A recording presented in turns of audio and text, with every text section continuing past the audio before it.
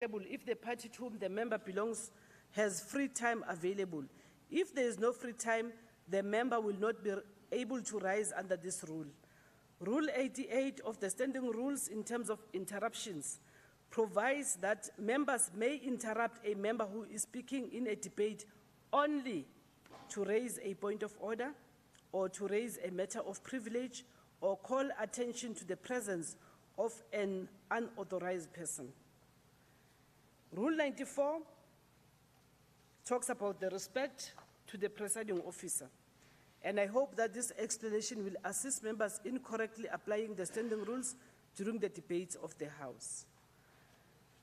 Let me therefore call upon the Secretary to read the first item. Debate on the Premier State of the Province Address. Honorable Msimanga. Madam Speaker, Premier Lesufi, members of the Provincial Legislature, members of the public who are fortunate to have electricity and connection at this point in time, ke a le dumedisa.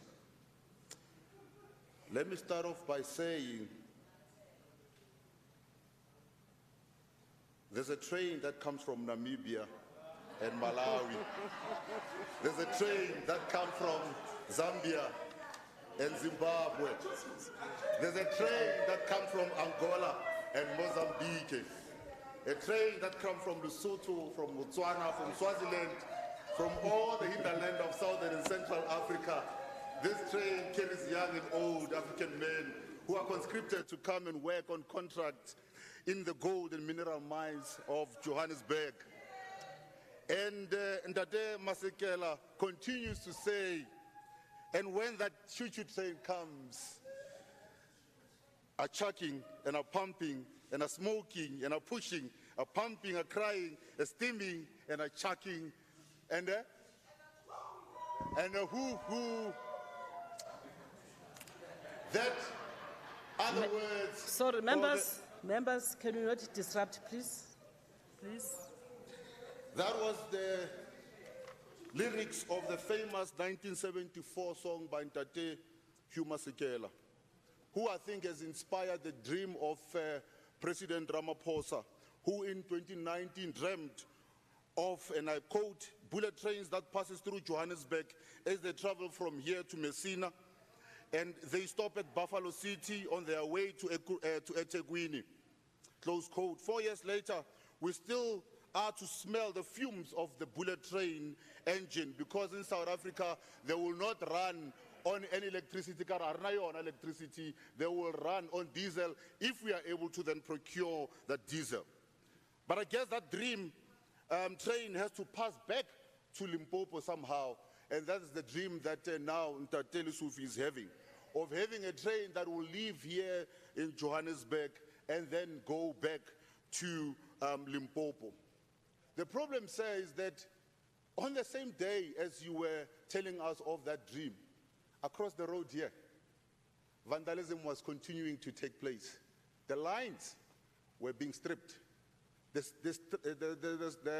trails were being taken. And I've asked you, let us use this opportunity to deal with the basics. Let's talk to issues that addresses the most basic of services before we start to dream of big projects.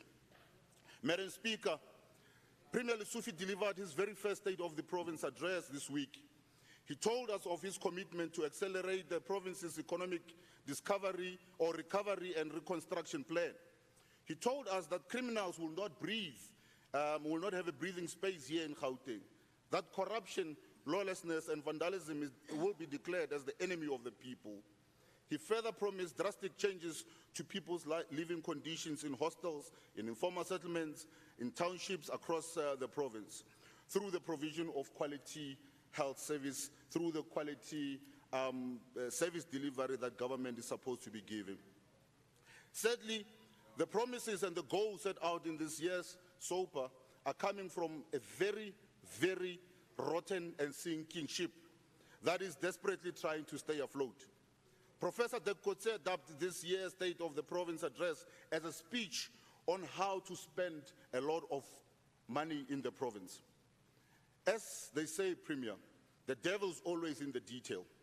With every promise that has been made, we need to know what are the details. We need to know exactly how these things are going to be rolled out. Sadly, the details were very much lacking once again, which points out to poor planning and poor management. You promised the residents of Gauteng that you'll arm them with panic buttons that will be linked to law enforcement agencies, CCTVs, and new state-of-the-art integrated command center. Where is the state-of-the-art command center? The Gauteng broadband network is still not fully operational in this province.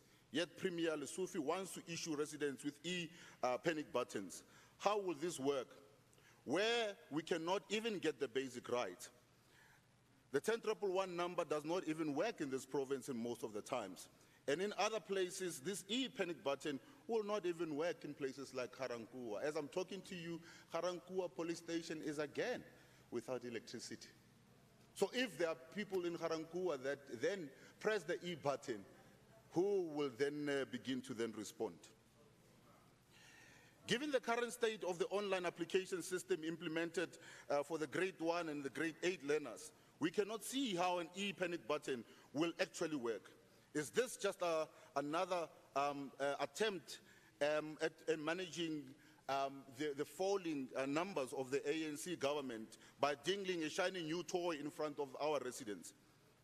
We need to be asking these questions. Currently, we are experiencing stage 6 power cuts with experts' analysis and even the ESCOM management warning us of a possible stage 7 and stage 8 outages in the near future.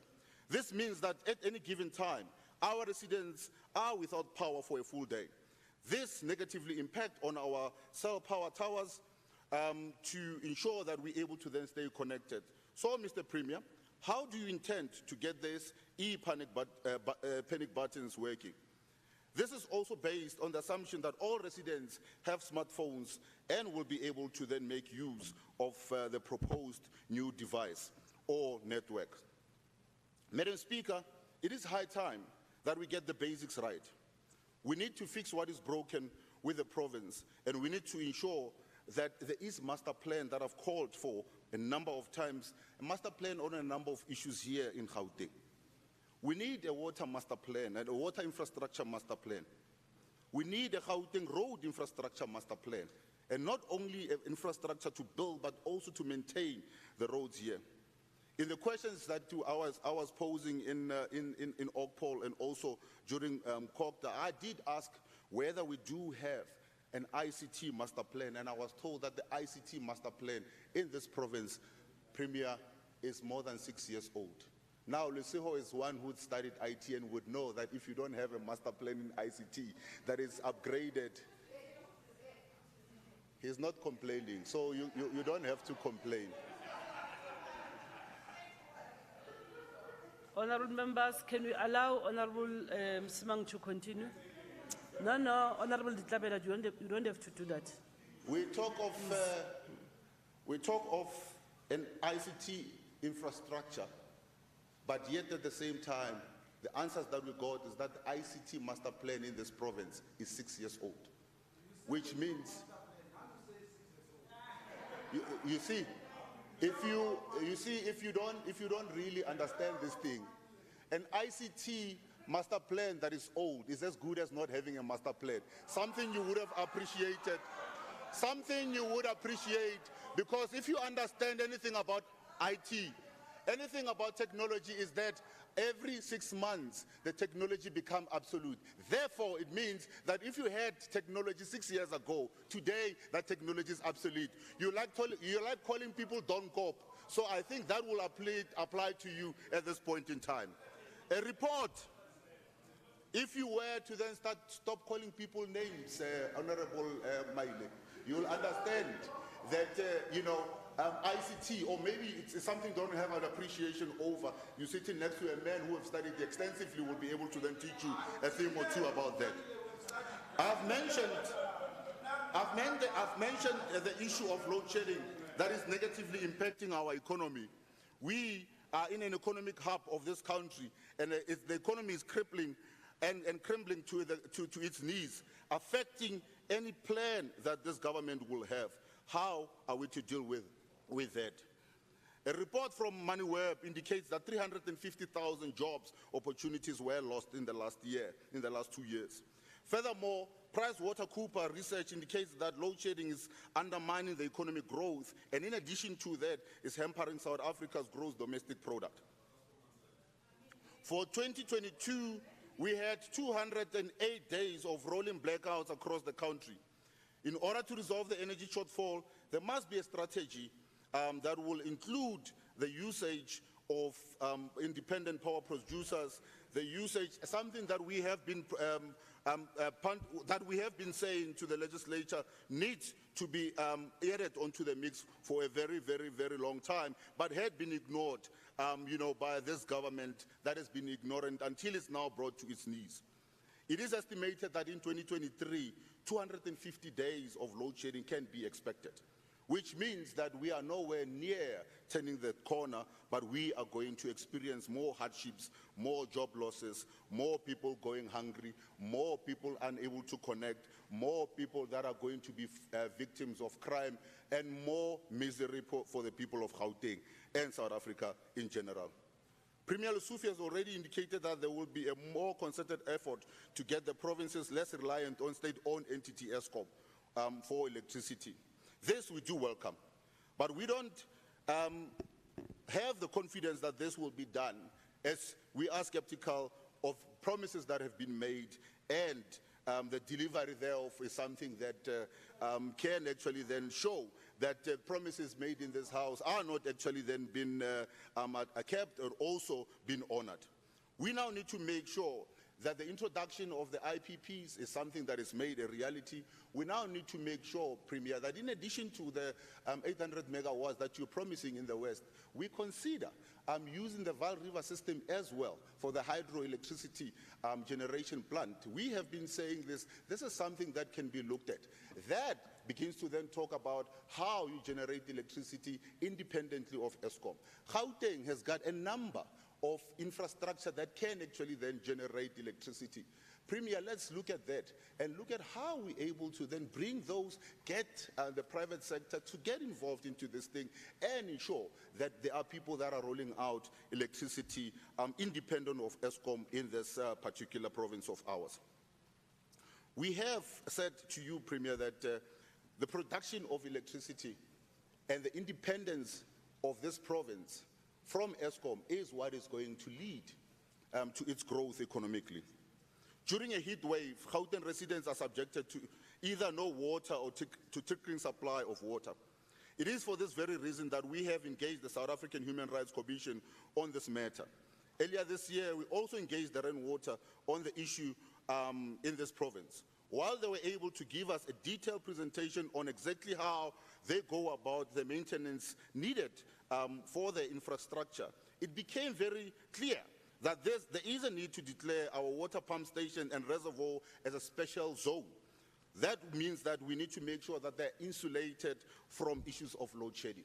Now, listening to the experts in the water field, they're telling us that when you have a 20 megaliter reservoir that uses water in 5 hours, that reservoir will be less than 60% full. And if you are going to then be experiencing load shedding like we're experiencing load shedding right now, it means that that reservoir will not be able to replenish itself above 90% in a matter of 5 hours. Then load shedding kicks again, and then water is then driven below the critical level. And if you then do have that, it means that the high-lying areas will not be able to then get water because there's no pressure that is there. Therefore, we now need to make sure that when we talk about load shedding, at least we ensure that those water reservoirs and the plants that are supposed to be processing water are indeed then insulated from the issue of load shedding.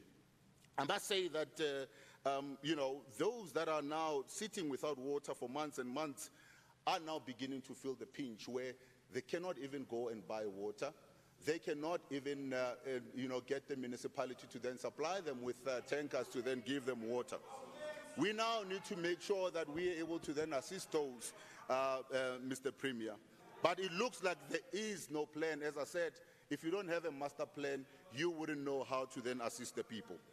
We have been proposing for a long time that what we now need to then do is to have a master plan that looks at when the Lesotho Highlands water do actually then kicks into Gauteng, we will then be in a position to then say to the municipalities, where is our infrastructure and what is it that we want to then do across? We will then be able to then ask municipalities and also the provincial responsibility in Kokta will then be to then say how are municipalities adding to the provincial master plan. That is something that we now need to be looking at. At this point in time, municipalities seems to be doing their own thing, Ntate Khumalo. We need to make sure that there is a plan that talks to municipalities, and municipalities are able to then form part of the plan going forward. We want to then ensure that going forward, the water master plan, the electricity master plan, form the basis in which government is able to plan and move forward. Madam Speaker, the economy of Gauteng must be stimulated, and we agree that growth is going to need to be led in all fronts. And Premier spoke about how do we then ensure that we place special attention to the township economic development. And we agree that this must be receiving special attention. It is for this reason that this House adopted and passed the Township Economic Development Act. This act is meant to help ensure that our businesses in the townships, particularly that those that are run by our young, do flourish. But to date, we have not seen any movement on this. That's because red tape still strangles growth, and we need to make sure that we do away with a lot of red tape that is keeping our young entrepreneurs still trapped in the shackles of poverty, still trapped in the shackles of frustrations of not being able to get their businesses going. We need to make sure that these young people are able to then access funding. Young people are able to then access tender processes or able to then succeed when they do that. And this can only be done if we do cut red tape, Madam Speaker. This has been proven to be successful in the Western Cape. A decision that was taken to cut red tape so that our small businesses are to grow and make a positive contribution to the economy. Our townships still have industrial areas in that Lesufi. If you go to Atteridgeville in Salisbury, there's an industrial area there. If you go to Mamelodi, in Mamelodi West, there's an old industrial area there. In Garankuwa, there's an industrial zone that is there. If you go to Soweto, in Orlando, there's still an industrial area there. We can talk about spazas, but our young people say, we want to be industrialists. We want to engage in manufacturing. We want to engage in making sure that we produce goods. We want to engage in panel beating. We want to engage in ensuring that we produce at mass and sell to the rest of the world. But what we have done is that we have allowed our industrial parks to deteriorate instead of investing in them, refurbishing them, and then handing them over to these young people who are yearning to be part of the industrialist world. We have an opportunity here, and as I said, we already need to take care, and we do have basics that we should be taking care of. I'm giving you that these are some of the things that you need to be studying at in order to ensure that we get young people to get their businesses going and to create meaningful employment in our townships with the existing infrastructure that needs an assistance from the Gauteng government. In terms of funding of the NGOs and the NPOs, the Premier speaks of more than 2 billion rand that is being made available and actually received by NGOs and NPOs. Yet we are on a daily basis inundated with complaints from the NGOs and the NPOs who are not receiving the money that they need to help the most vulnerable. That is something that needs to receive a lot of attention, Premier. You have NGOs and NPOs for a reason. They are there to try and be an extended hand where government cannot be able to reach. And if they are frustrated for not receiving their funding or their promised funding on time, this creates a lot of problems down the line. We cannot neglect the most vulnerable of our people by not making sure that our NGOs and our NPOs are indeed paid on time. You spoke about how we then need to ensure that there is money allocated to building new schools. And this is the step in the right place, because we have been calling for this for a very, very long time. But we need to then say the building and the pushing of building for new schools is not something that should then surpass or should then ensure that there's a neglect of the existing infrastructure. In Atteridgeville, there are 2 schools that have completely closed down right now. In Mabopane, there's 2 schools that have completely closed down right now. In Mamelodi East, there's a school that, as I'm talking to you, is being vandalized and is actually then being destroyed brick by brick. Why? Because those infrastructure have not been maintained for a very, very long time. And we're sitting with a problem where now parents have to now look beyond the 5-kilometer radius to try and get their kids to schools, because in the same areas where the school infrastructure is, we have failed to take care and maintain those same infrastructure. So as much as we want to welcome the proposal for building of new schools, but let's have a plan in terms of how we maintain our existing infrastructure so that we don't have to replace, but then we can build going forward and add on to the capacity that we do have. That is something that we want to then deposit to you. For a very long time now, we have been calling for you, Mr. Speaker, have been calling for a lifestyle audit to be conducted on members of your cabinet and also on officials. Shortly before you took over, your predecessor indicated that there will be finalization of this lifestyle audit. In your SOPA speech, you indicated that the State Security Agency was used to conduct the lifestyle audits and that no conflict of interest was found. Where exactly is this report? Should this not be made public? It was indicated that the new MECs will also undergo a lifestyle audit. The question is, why haven't they done so since last year when you appointed them? Why was the process not started? That is something that we would want to know. Earlier on, I mentioned that funding has been made available for the building of new schools. But I also want to re-emphasize that the schools like Maibuye, Clinic in Mansfield, and other infrastructure, the libraries across our provinces are actually then suffering a lot because of lack of maintenance. How are we going to be dealing with that?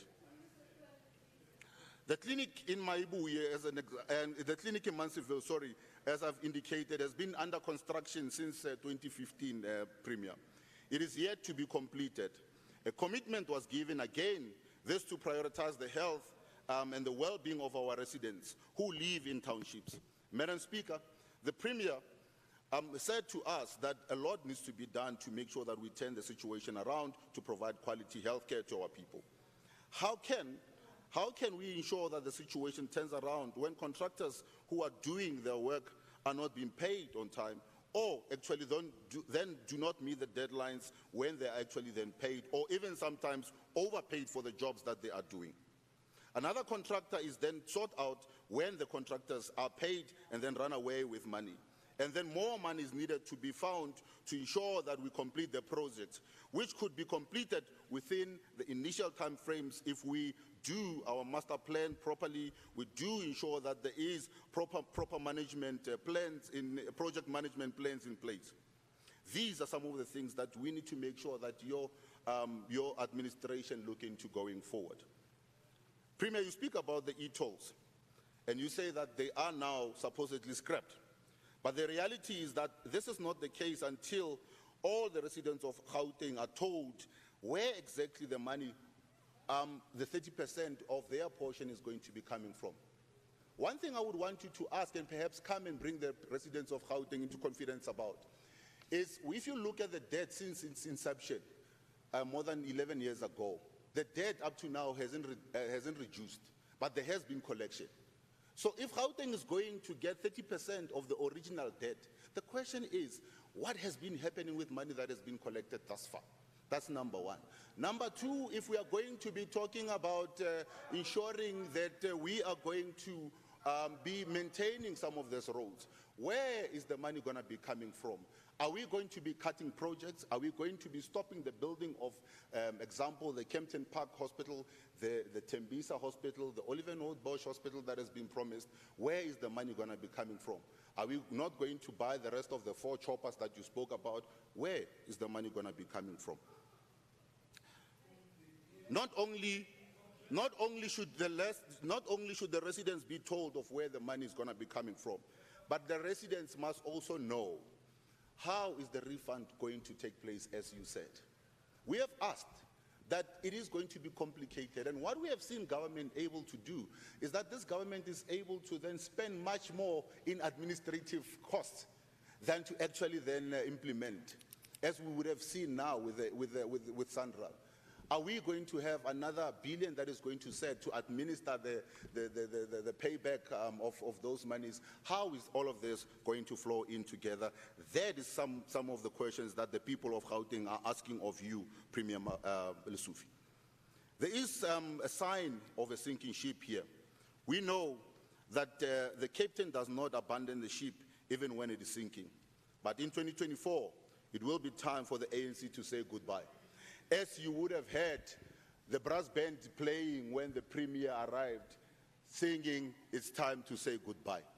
They were playing that song significantly and adequately to ensure that a message is sent across that not only have you not run out of plans, but you've also run out of money.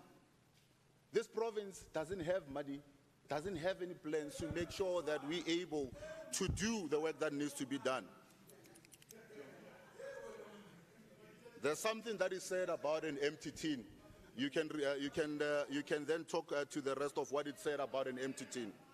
But I want to then say to you that in 2024, the ANC will have to join the brass band as time to say goodbye is sung for the last time, and you all are moving out of Gauteng, and to ensure and give way for a coalition and a party that is able to ensure that government is able to provide services for the people of Gauteng, where there will be a master plan to ensure that load shedding becomes a thing of the past, where we'll make sure that the province fights crime and not just have dreams about ensuring that we are able to then bring safety to our people. There will be a plan that will bring municipalities to work together with the provincial government to provide the best services to the people of Tshwane, where the economy will be moving in the right direction, where ultimately government will be able to then account to those that have elected them.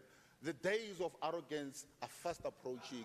The days of arrogance are fast approaching to an end, and we will make sure that at the end of the day, we sing twang twang twang liyekeleng ka gore nako ya lena e fetile. More than 30 years, you failed to change the fortunes of the people of Gauteng.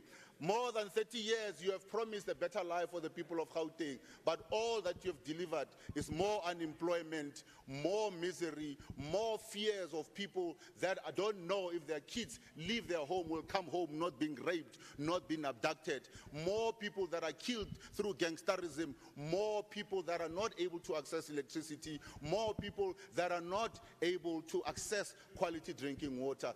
This is the legacy of the people that will look and remember you by. And I want to say to you, Premier, you have just about 12 months to redeem a little bit of respect and dignity back by doing half or even a quarter of what you've promised the people of Gauteng. And we've said here today how some of these things can be done, and hopefully you will be able to then implement some of these things, and then perhaps you will be then seen in a much better light than your predecessors. And that will mean that the ANC on its way out can look at you and say, Ntate Panyaza Lesufi, at least you have given us a little bit of dignity on our way out. I thank you.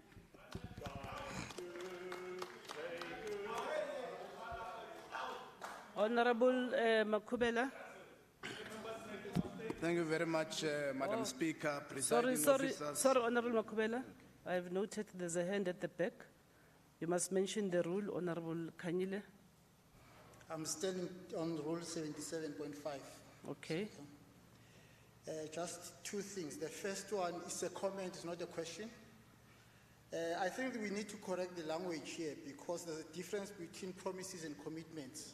What we heard on Monday were commitments, and let me tell what commitments are. Commitments are when somebody says to you, I've already done this, and I'm now continuing. That's a lot of what we heard from the Premier on that day, and those things are already commitments. The second thing I want to raise, Speaker, is that I'm not sure if Honorable Camille, I'm not sure if we have you to- only make a short remark or. Yes, 2 minutes, yes. No, no, It's short, that's why it's the last one, Speaker. That I'm not sure if the Premier really should listen to, you remember when the ANC was in government, was in power in the Tshwane, they introduced Wi-Fi for the people of Tshwane, but somebody who's sitting in this house stopped that thing. So I'm not sure if the Premier should listen to the advice from them. Thank you very much.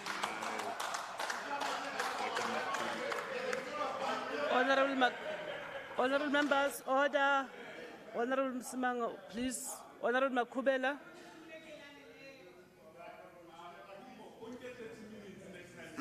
Madam Speaker and Madam Deputy Speaker, presiding officers, Honorable Premier Comrade Panyaza Lesufi, the leader of government business, the Deputy Chair of the ANC, members of the Executive Council, Deputy Chief Whip, honorable members of the Provincial Legislature, the newly sworn-in members of the EFF and those of the ANC, comrades and the people of Gauteng.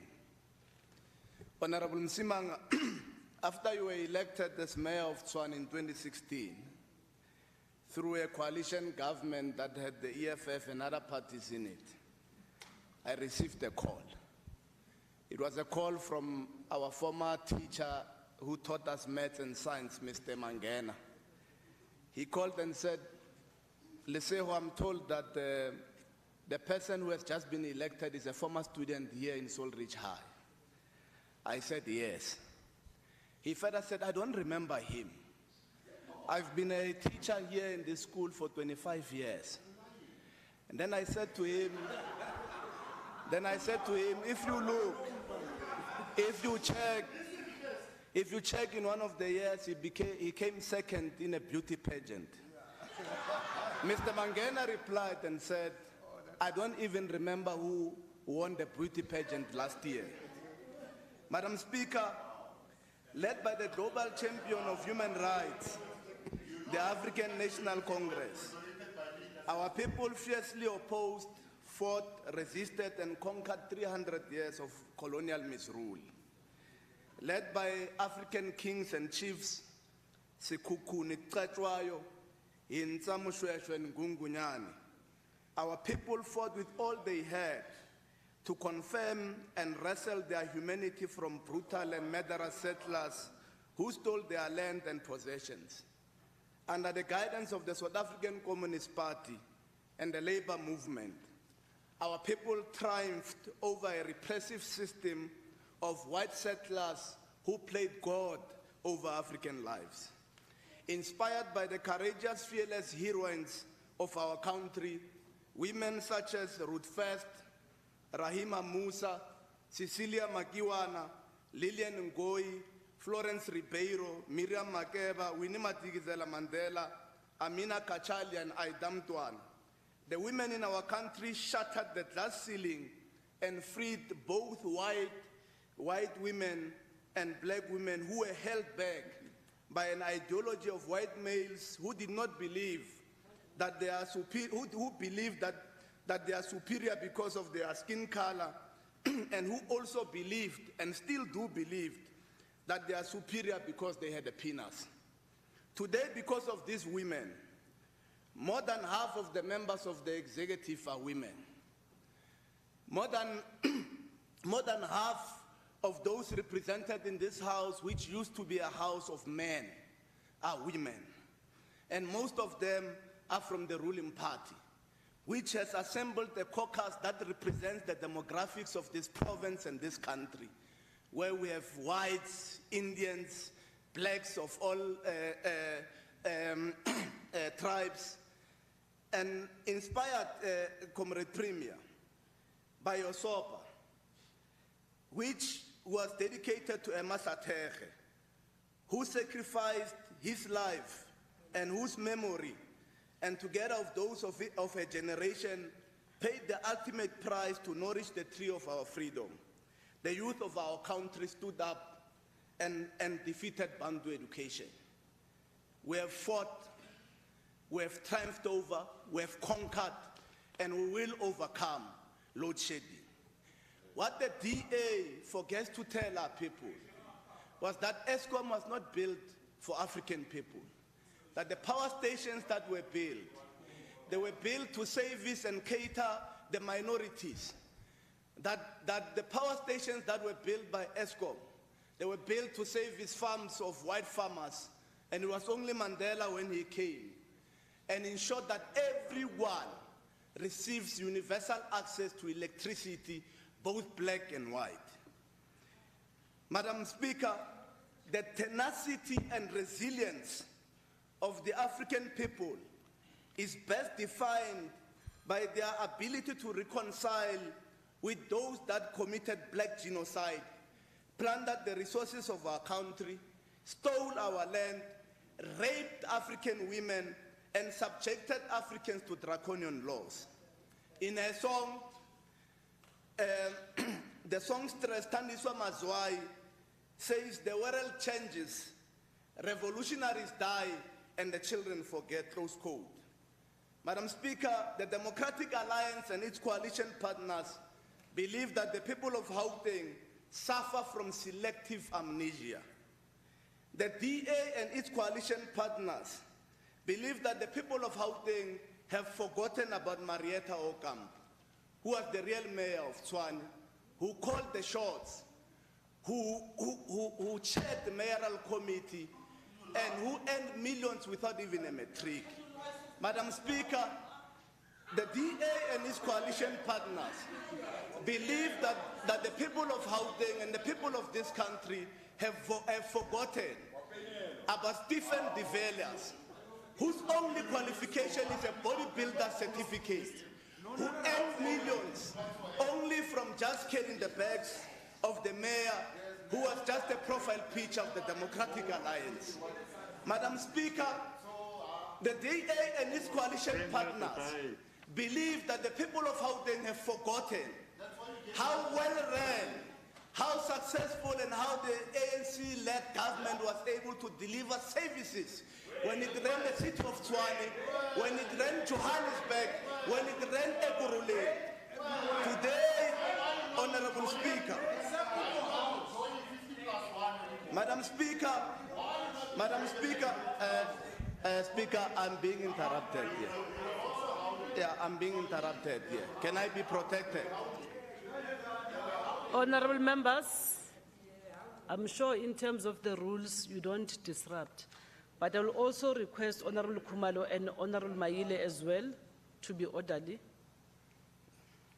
Madam Speaker, the DA and its coalition partners have forgotten a song which was sang by Lady Smith Black Mambazo, who traversed the world to broadcast the pain and suffering of our people. When they said we are homeless, the strong winds of hatred and apartheid have destroyed our home, close quote. We responded, the African National Congress responded, and we built 1.5 million houses in Gauteng alone. And we built new settlements which were good for human habitation. Madam Speaker, the DA and its coalition partners, they believe that our people have forgotten what the former spokesperson of the DA said when we announced an ambitious Gauteng project. The DA statement read, and I quote, the Gauteng project is another project of the ANC, is another vanity project of the ANC. It is a pipe dream and it will never see the light of day, close quote. That's what you said. Today, you are one of the most loyal users of that Gauteng.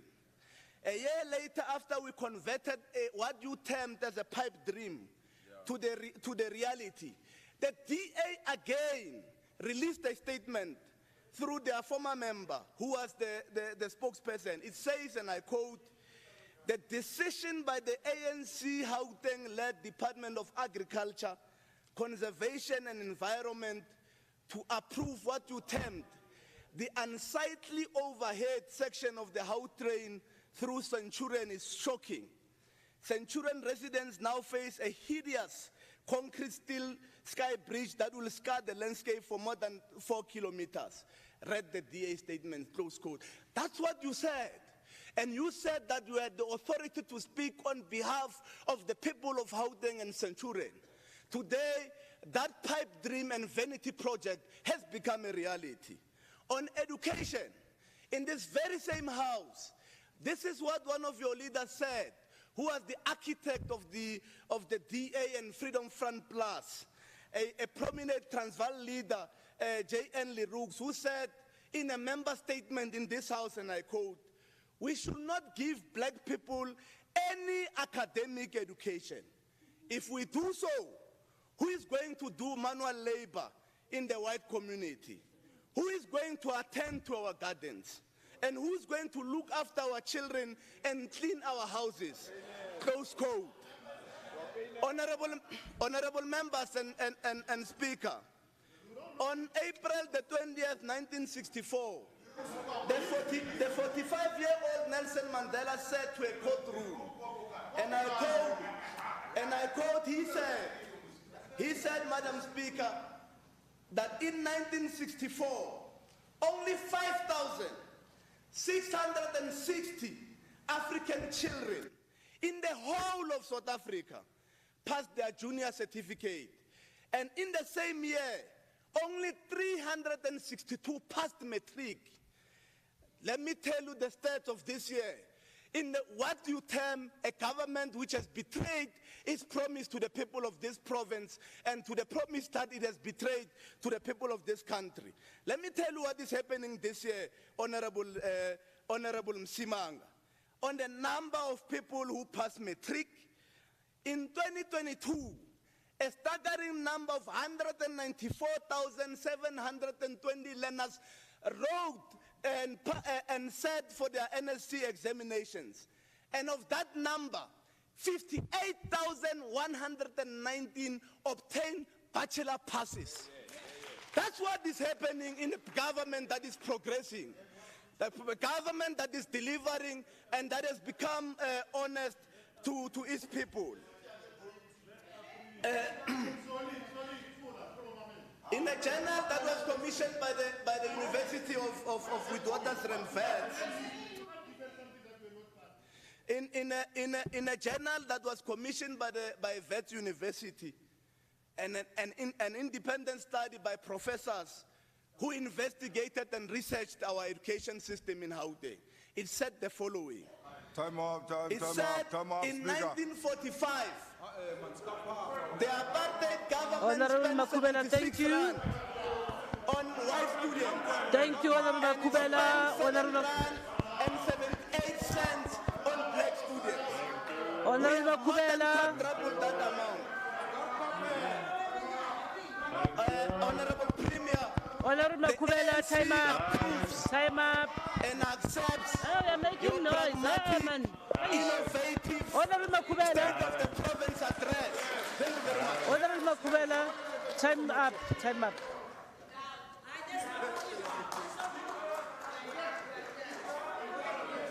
Honorable members.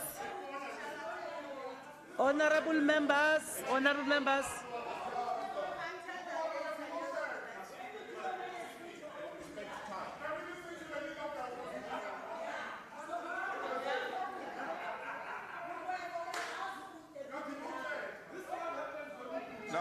Honorable Mudise, Honorable Mudise, Honorable Macheke, Deputy Speaker, can I have order, please? Thank you. Honorable Bosch. Honorable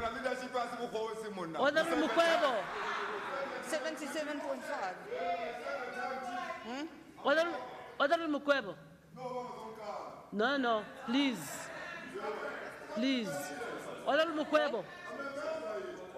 Honorable Mukwebo. 77.5. Honorable Mukwebo.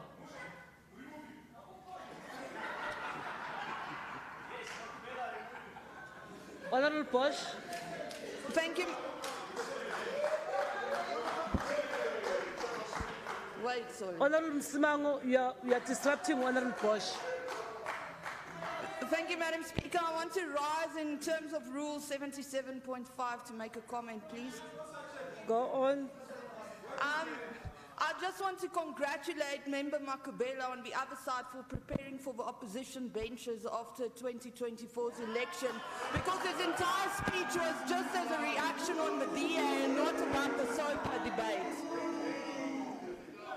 Honorable Bosch, honorable members, Honorable Bosch, I'm sure what you raise has nothing to do with Rule 77.5 in future, but your comments should be related to the speech. It's not a generic. Can I allow Honorable Masoleng? Honorable members, please, why are you excited? Can I allow Honorable Masoleng on behalf of Honorable Makhene? It's my time now. Thank you, Speaker. Sit down and shut up. It's my time. Thank you, Speaker. And I would like to greet everyone in this house. Honorable members. Sorry. Honorable Masoleng, can you sit down a bit? Thank you. I just want to warn Honorable Mukwebo. Honorable Mukwebo, can you correct your language? There's no nonsense in this house. What are they doing? But Honorable Order, Mukwebo. Speaker.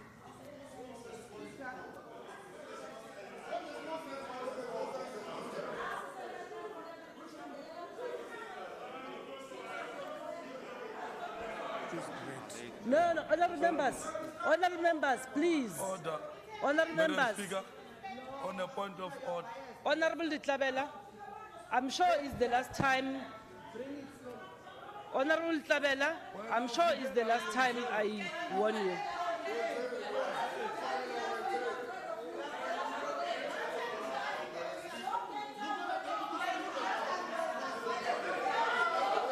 Speaker. On a point of order, Speaker. On a point of order, Speaker. Honorable On a Mhlagaza point of Malam. order, Speaker. Speaker. On a point of order, Speaker. On a point of order, Speaker.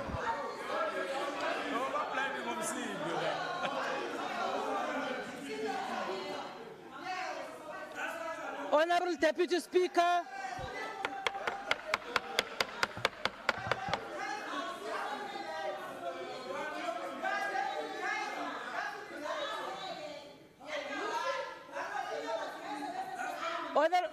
Honorable Deputy Speaker.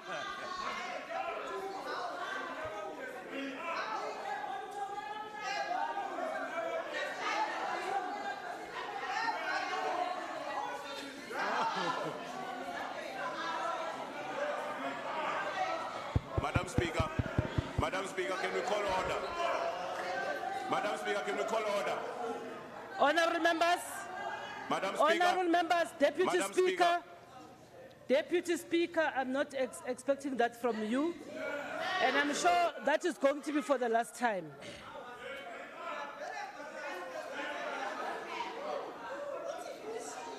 Chief Whip. Honorable Makubela. Honorable Makubela.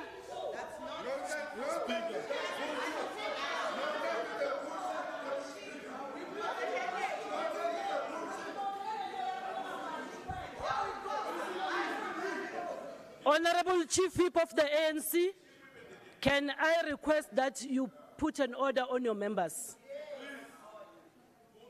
Can I come back? Honorable Mukwebo, before you, Honorable Makwala, before you. Honorable Mukwebo, can I request that you withdraw the words that you use in the House? Honorable members, Honorable Msimango, please. Honorable Msimango, whoa. I'm trying to instill order in the House and they're all busy making noise and I'm going to really implement the rules. Honorable Mukwala, I've noted you. Honorable Mukwebo, I'm actually addressing you. You can't use that language in the House. Can you withdraw, please? You spoke about nonsense. That language is not. acceptable in the House. Speaker, there was no sense. They were interrupting the maiden speech. Yeah, but you can't. Honorable Mukwebo, are you deliberately ignoring my instructions? Order, Speaker. Before Order, the order, Speaker. can you wait? No, before Honorable Mukwebo. Can you wait? Before Honorable Mukwebo.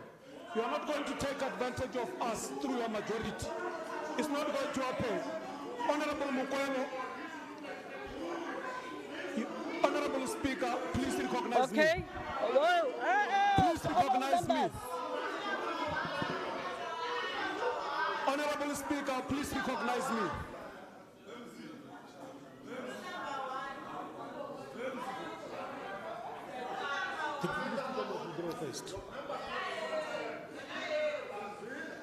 Honorable Speaker.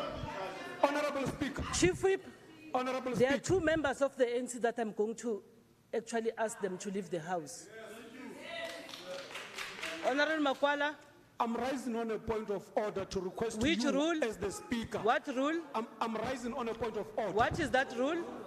Rule 86 that allows you No, to... no, there's no rule 86. Rule 89. That's a wrong rule. I'm rising on Rule 89. It's a point of order. Honorable Makwala, can you sit down, please? I'm rising on Rule 89. It's a point of order. Okay, can you listen to the point of order? Yes. The first point of order, Speaker, is that you are not consistent. The first point of order, Speaker, is that you are not consistent. You're allowing members of the ANC to continue speaking while they are not recognized. Second to that, Speaker. Second to that, Speaker. Honorable Mukwebo.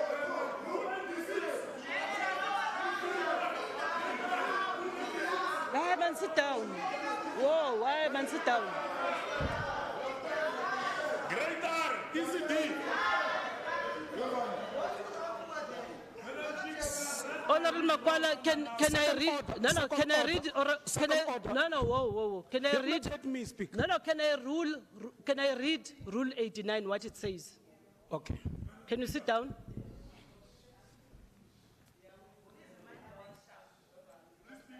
Mindful of our time. Rule we want to 89, speak. points of order. A member may raise a point of order to call the attention of the presiding officer to a breach of order. 2, when a point of order is raised during a debate, the member who is speaking must stop speaking and resume his or her seat.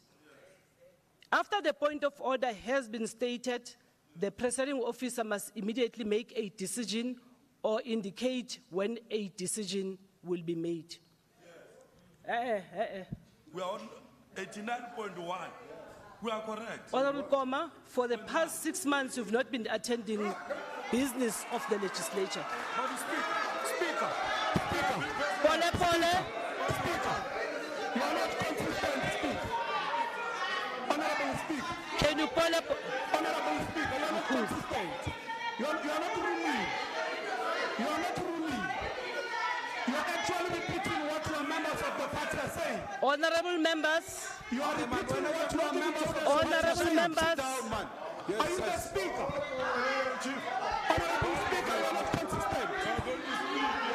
You are not going to be bullied by my email and Lesufi. Yeah. You are an artificial prime minister here. Honorable Speaker. Madam Speaker. Honorable members. Madam Speaker.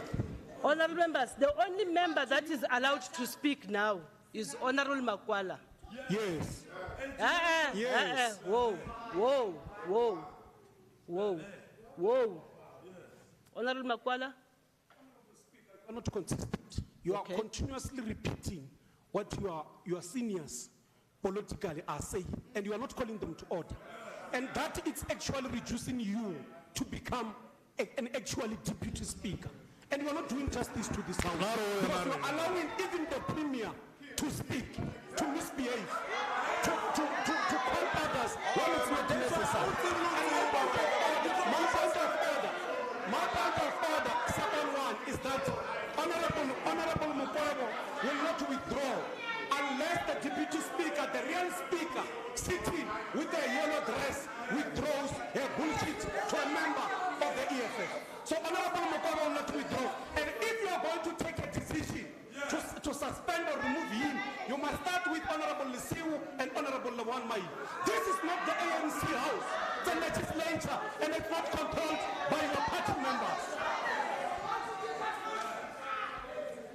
members.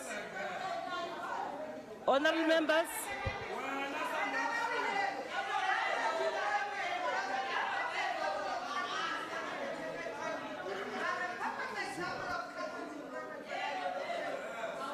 Honorable members, can I make a ruling? Honorable members. Honorable members, can I make a ruling?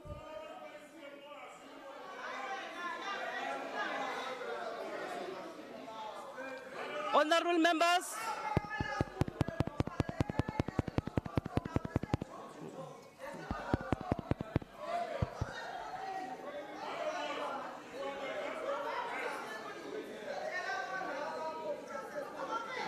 Madam Speaker, can I please ask Honorable members. You are not recourse. Madam You will Speaker. never be recourse. Madam Honorable Speaker. Makwala, I allow you to speak. Honorable members of the ANC, can you behave? I must still make a ruling. Madam Speaker, can I please request for a No, caucus? can I make a ruling? Can I make a ruling? There was a point of order. A point of order was made by Honorable Makwala, who said the Honorable Speaker insulted members of the EFF. Let me start with that ruling before I come on the issue of Honorable Mukwebo. Honorable Speaker, did you use the words of saying, Deputy Speaker, did you say bullshit? Okay. No, honorable members, I'm addressing the Deputy Speaker. Remember, I can make a ruling on this particular matter. Because I did not hear her, I will come back with a report because I will check. Mamela, Honorable Masilela, are you listening to me or are you looking at the Deputy Speaker? No. Honorable members, I will check with Hansard whether that has been said and I'll make a ruling tomorrow on this particular matter. Honorable Makwala, on the second issue around issue of Honorable Mukwebo, Do the same. you are not going to speak on his behalf because he is a member and I'm addressing him directly. And I ask Honorable Mukwebo to withdraw the word nonsense. Honorable Mukwebo, can you stand up and withdraw that word? No. Honorable member, you are, No, Honorable Makwala. Point of order.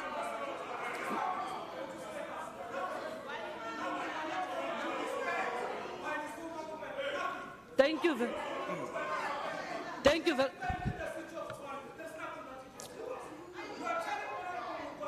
Oh, but that one must be tomorrow.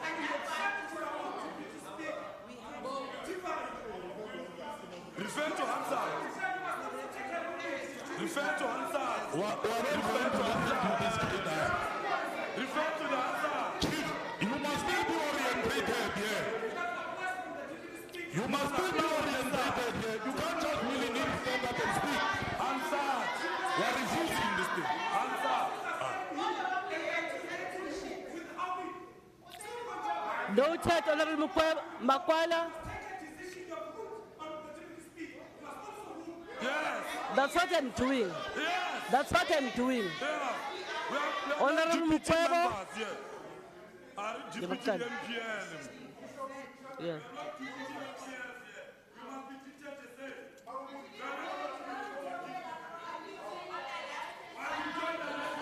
Honorable Speaker. No, Honorable Makwala, but I have not allowed you to speak. Okay. Honorable members, I have noted that the EFF has a new leader who is only going to be inducted after this meeting. Because some of the issues that he is raising has nothing to do with what is before the sitting.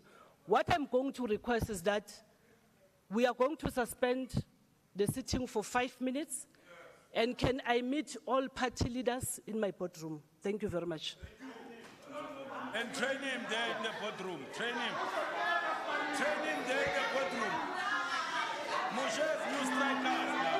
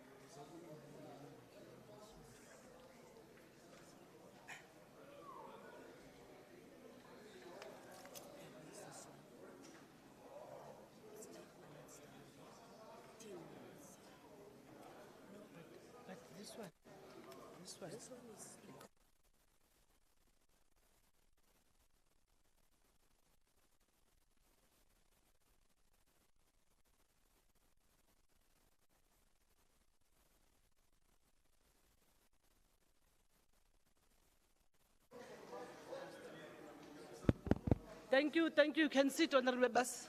Can we sit down?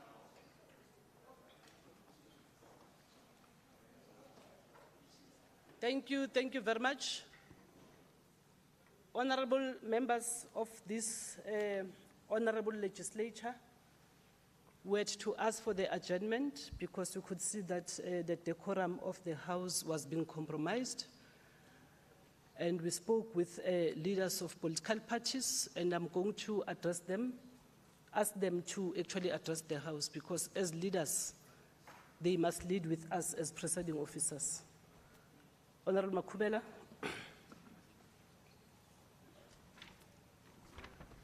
No, thank you very much, Madam Speaker. On behalf of the African National Congress, we profusely apologize for the conduct of our members. And we believe that we will not do anything going forward to impede on the decorum of the House and also to undermine through our conduct a well-delivered State of the Province address by the Premier of this province. Thank you very much. Thank you. Honorable Msimanga. Thank you very much, Madam Speaker. Madam Speaker, the people of Gauteng are calling on us to come up with solutions, and quarreling here and disrespecting each other here is not really going to be part of that solution. And then we are pleading, and we are saying from the Democratic Alliance's side that we want to see progress being made. We want to see the debates and constructive engagements taking place here, and we're committing ourselves to ensuring that that happens in this House. Thank you. Honorable Alberts. Madam Speaker, yes, we need order in the House, and thank you for adjourning so that we can talk about this. My members normally make a lot of trouble, but today they behaved themselves. One is not here, and Member Hoffman is quiet. So we will stay quiet for the remainder. Thank you. Thank you. Honorable Bakwala. Thank you very much, Honorable Speaker. I will be using mine, but it's not working. I don't know what is happening. But on behalf of the party, after deliberations with your good self, we have resolved to apologize unconditionally for the decorum of this House. Thank you very much. Colleagues, we'll now continue with our debate. Oh, sorry. Honorable Adams. Thank you, Honorable Speaker. My members have been very respectful. But let me apologize on behalf of all the other members and ask that we respect the decorum of the House. Thank you, Honorable Speaker. Thank you very much. Colleagues, I want to remind you that the speaker that will be speaking, it is her maiden speech, and you all know that with the maiden speech. Oh, okay. Honorable Dlamini. On behalf of my caucus, I would like to accept the apology unconditionally. Thank you very much, Honorable Dlamini and your members. Thank you. Let me therefore request Honorable Masoleng to debate on behalf of Honorable Magene, and I will plead. Remember, colleagues, howling is allowed, but as soon as the presiding officer make a ruling, you need to abide by the ruling.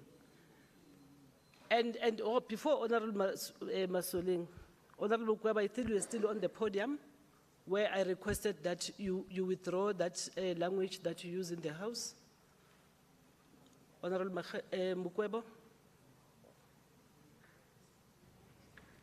Thank you very much, Speaker. I withdraw. Thank you. Honorable Masoleng, you can therefore speak. Thank you, Speaker. Speaker, allow me to demonstrate the dishonesty of Premier in his maiden address. Some of us are staying in the townships not in those suburbs with boom gates guarded by private securities. There are no sports Wednesdays in our township schools. They failed to build sporting facilities in the township schools.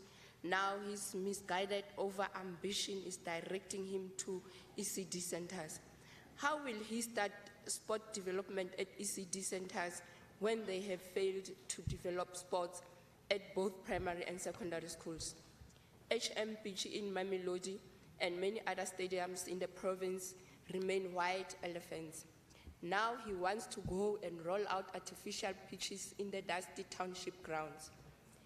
The support of schools with supporting attire and equipment must be extended to all township schools to develop sports.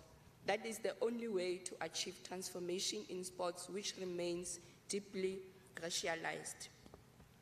The Premier could have focused more on the need to be given the early childhood development, which is accompanied by a properly coordinated universal curriculum and plan to prepare learners with basic reading, writing, and numeracy, as research shows that children perform better when they have begun learning from as early as 3 years.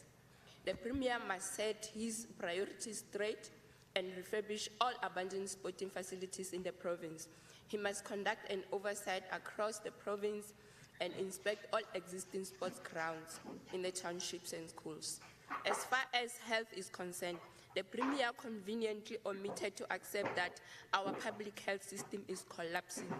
There is a shortage of staff, there is rampant corrupt, and Tembisa Hospital is a case in point. Medical professionals are forced to leave due to constant harassment by hospital management. Over 32,000 patients are still waiting for critical surgeries in Gauteng hospitals. The department is failing to place medical interns and have decided to release them from their contract so that they can look for work elsewhere. The cost of using the Gautrain remains high, and majority of our people cannot afford to use the train because of its exorbitant fare. Moreover, there is no integrated transport system as only Gautrain users are using its bus services. Our Gautrain residents are not allowed to use the Gautrain bus services. The Gautrain budget is forever increasing because it is allocated billions each year, each financial year. Yet the majority of the poor use unsafe taxis, and now trains are not fully operational due to vandalism, risking their lives every day just to get to work and back home. The problem of sinkholes in Kutso is not new. We have been asking questions and requesting clarity in this very house regarding these sinkholes. There is no need to declare a state of disaster.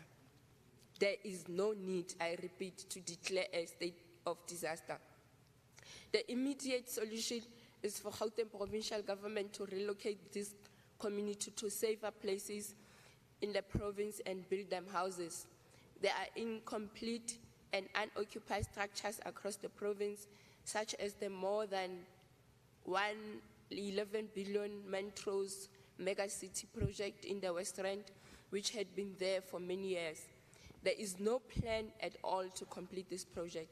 Speaker, the people of Gauteng need service delivery now. This can no longer be postponed. As if load shedding and power cuts are not enough, the residents of Gauteng are consistently confronted with water reductions or water cuts. Some communities in Tshwane municipality, as well as in some parts of the Johannesburg municipality, are constantly without water. Mfuleni is beyond repair. This one municipality has totally collapsed because it cannot even process salaries of staff. Yet the ANC continues to boast about building mega and smart cities when they fail to save Mfuleni. Lesufi SM, my daughter. The Premier is stating that to solve the energy crisis in Gauteng, his administration will be releasing 1.2 billion towards the construction of 800 megawatt solar farm in Mirafong in the West Rand. Speaker, this is a clear signal that the ANC-led government has given up on Eskom. They are saying, not in so many words, that their intention is to privatize this power utility. As the EFF, we shall never allow the privatization of this public entity to enrich private capitalists called independent power producers. Not in our lifetime. We shall defend Eskom with our lives. And this is not just a promise, but a commitment. A commitment, Speaker, not a promise. South Africa has an abundance of coal reserves that can last this country for decades, if not for centuries, to generate energy from in order to power our ailing economy. We cannot be dictated by the US and Western imperialists who have ran out of coal and now selfishly want the whole world to resort to the green energy. Establishing rehabilitation centers for drug addicts without addressing the root causes of the problem is futile. Government needs a more comprehensive approach to tackle drug abuse in townships. Although drug abuse is a social crime, the root cause is mainly poverty, joblessness, and lack of adequate skills development centers in the township. The lack of affordable rehabilitation centers is worsening the problem. Social development must identify communities that have a drug problem and provide affordable rehabilitation.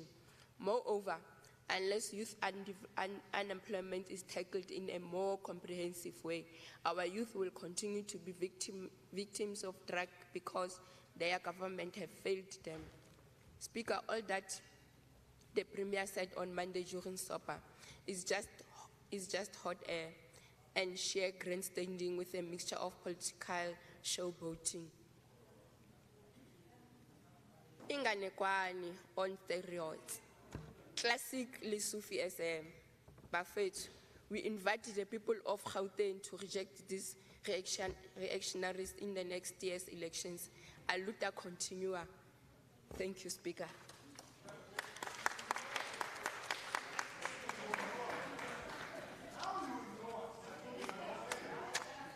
Honorable Bloom. Oh, sorry, there's a hand. Honorable Modise.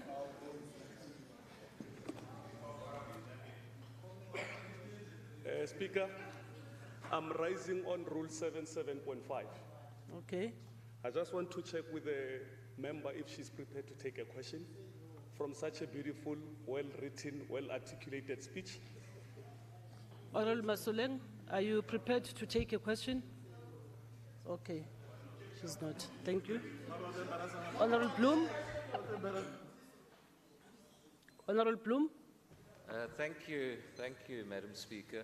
Madam Speaker, the Honourable Premier observed correctly that the public health system in Gauteng is the largest and the most significant in South Africa. Unfortunately, what he couldn't say is that it's the best quality provincial health system because every year the Auditor General gives it a terrible report. It's been a problem department for every Gauteng Premier with endless promises of strategic task teams and turnarounds. Our new Premier devotes only one page in his speech to this critical department.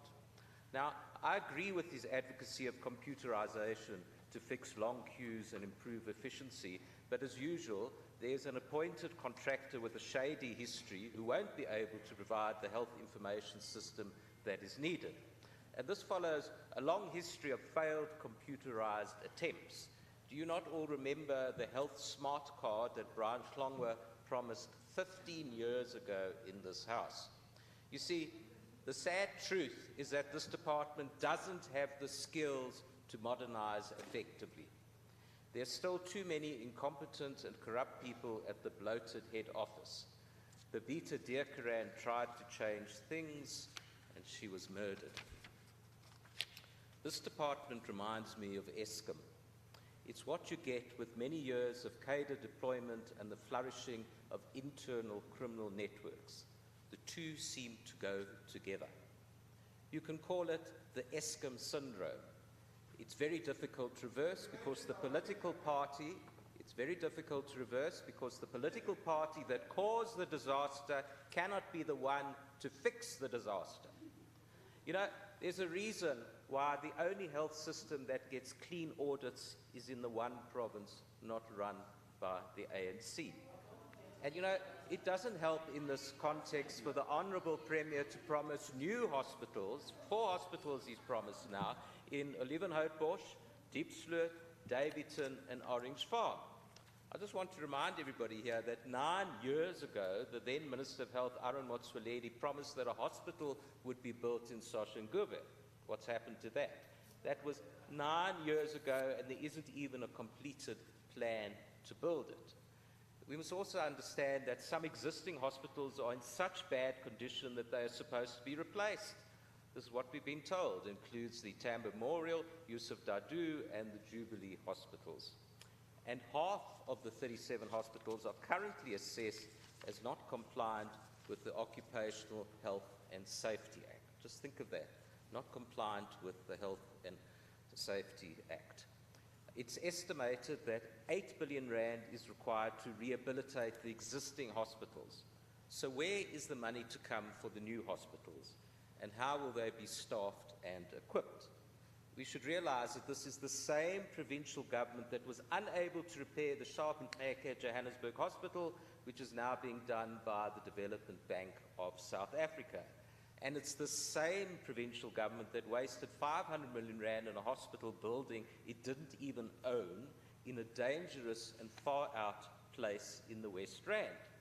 You all know I'm referring to the Anglo-Ashanti Hospital that was opened with great fanfare by Premier Makura in May 2021. Now, the decision to open this hospital was a collective decision by the Provincial Executive Council, so the Honourable Member Lesufi is implicated in this as well. He was there. Why didn't he speak up, or any other member of the Executive Council? And I did warn about this at the time, you were all here, as well as the other wards that were built for the COVID crisis that were in the wrong places or never completed. And I want to say to you, this is actually what happens when a department is infected by the virus of Eskom syndrome.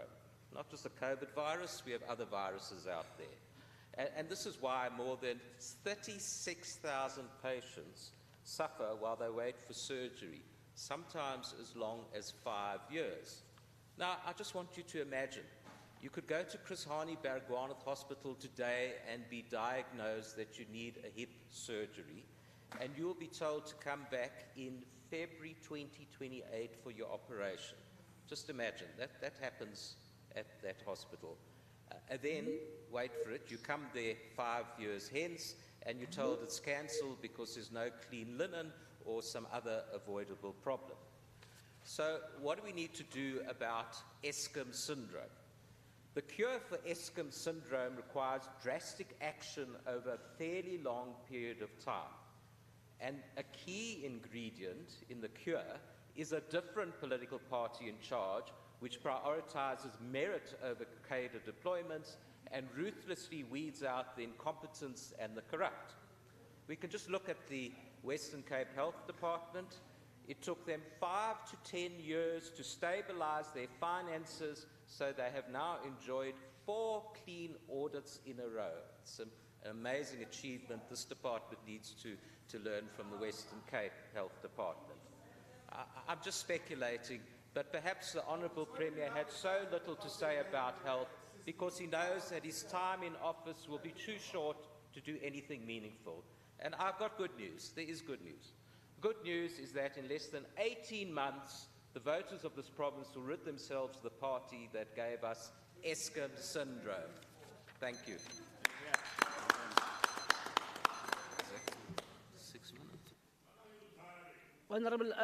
Honourable Alberts. Agbare Speaker, Premier Lesufi, ladies and gentlemen. Premier Lesufi, I hope that you know how to bake a cake. And just not any cake, but an economic one that will be big enough for the whole of Gauteng province. You see, the plans that you announced during SOPA are mere icing sugar. The problem is that the icing sugar is destined to be placed on a cake that is in serious decay due to ANC mismanagement. The ANC economische koek is vrot. This means that you will have to rebake the cake before you can apply the proposed icing sugar. Without a new economic cake, the icing sugar will merely constitute an exercise in gaslighting.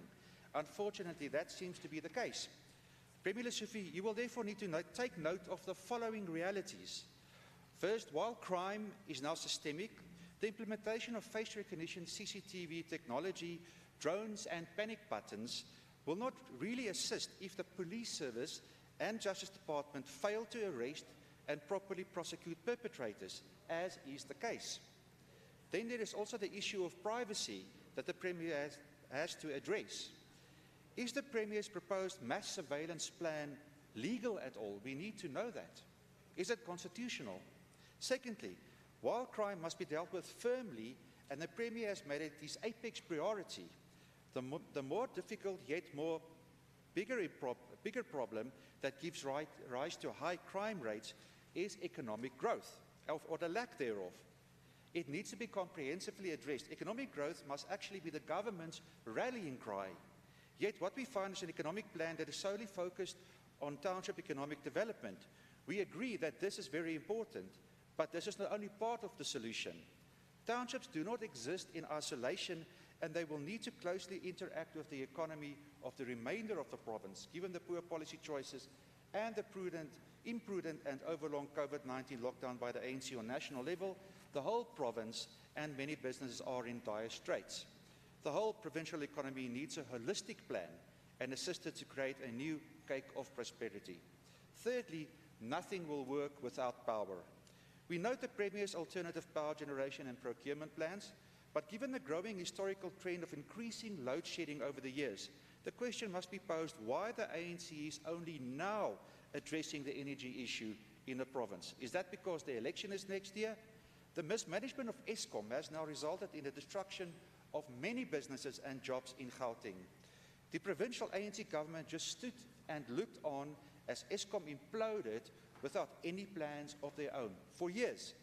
Will the Premier apologize for this mess, wholly of the ANC's own making, and compensate those people who have lost everything? I won't hold my breath. Fourthly, we note the announcement of the end of the e-tolls for the umpteenth time. What we have not heard is how the 30% e-toll and maintenance debt of the Sunroll highways in Gauteng will be financed.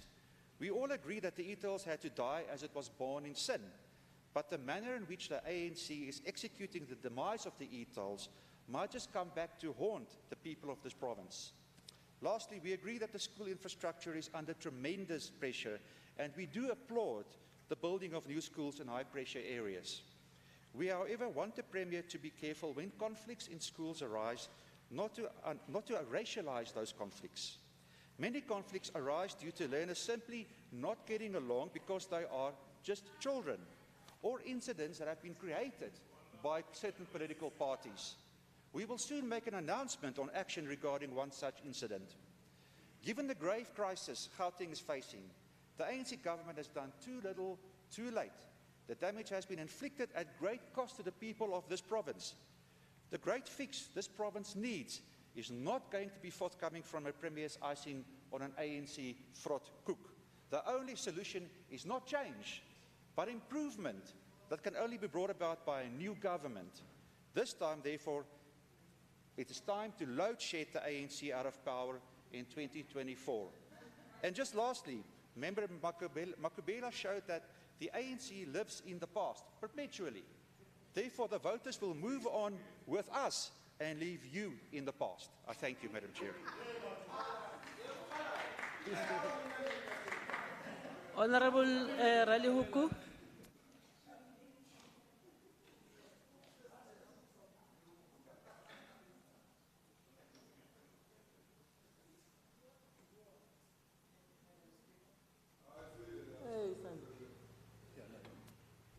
Thank you, Madam Speaker. Let me greet our Premier, Honorable Premier, and Mr. Panyaza Lesufi, Deputy Speaker, Chief Whip of the Majority Party, members of the Provincial Legislature, members of the Executive Council, our distinguished guests, ladies and gentlemen. I sincerely appreciate the opportunity to participate in the State of the Province address given by the Premier on Monday, which was the February 30th, 2023, Madam Speaker. The Honorable Premier stressed in his speech the significance of enhancing the health and welfare of our communities, paying particular attention to townships, informal settlements and hostels. And in these locations, the majority of the people is unemployed, and those who live in rural areas have difficulty in accessing medical health care facilities. And as because the Premier was not going to talk into details about the issues that I'm supposed to do, which he has deployed me to do them, Bloom, I'm going to talk to those issues now then on your behalf. As a caring and a caring government, we are doubling our efforts in ensuring that we bring meaningful changes in the lives of Gauteng residents. And in line with the elevated commitment made by this administration, our focus will ensure that quality healthcare services are provided in an equitable manner without putting any financial burden on the users.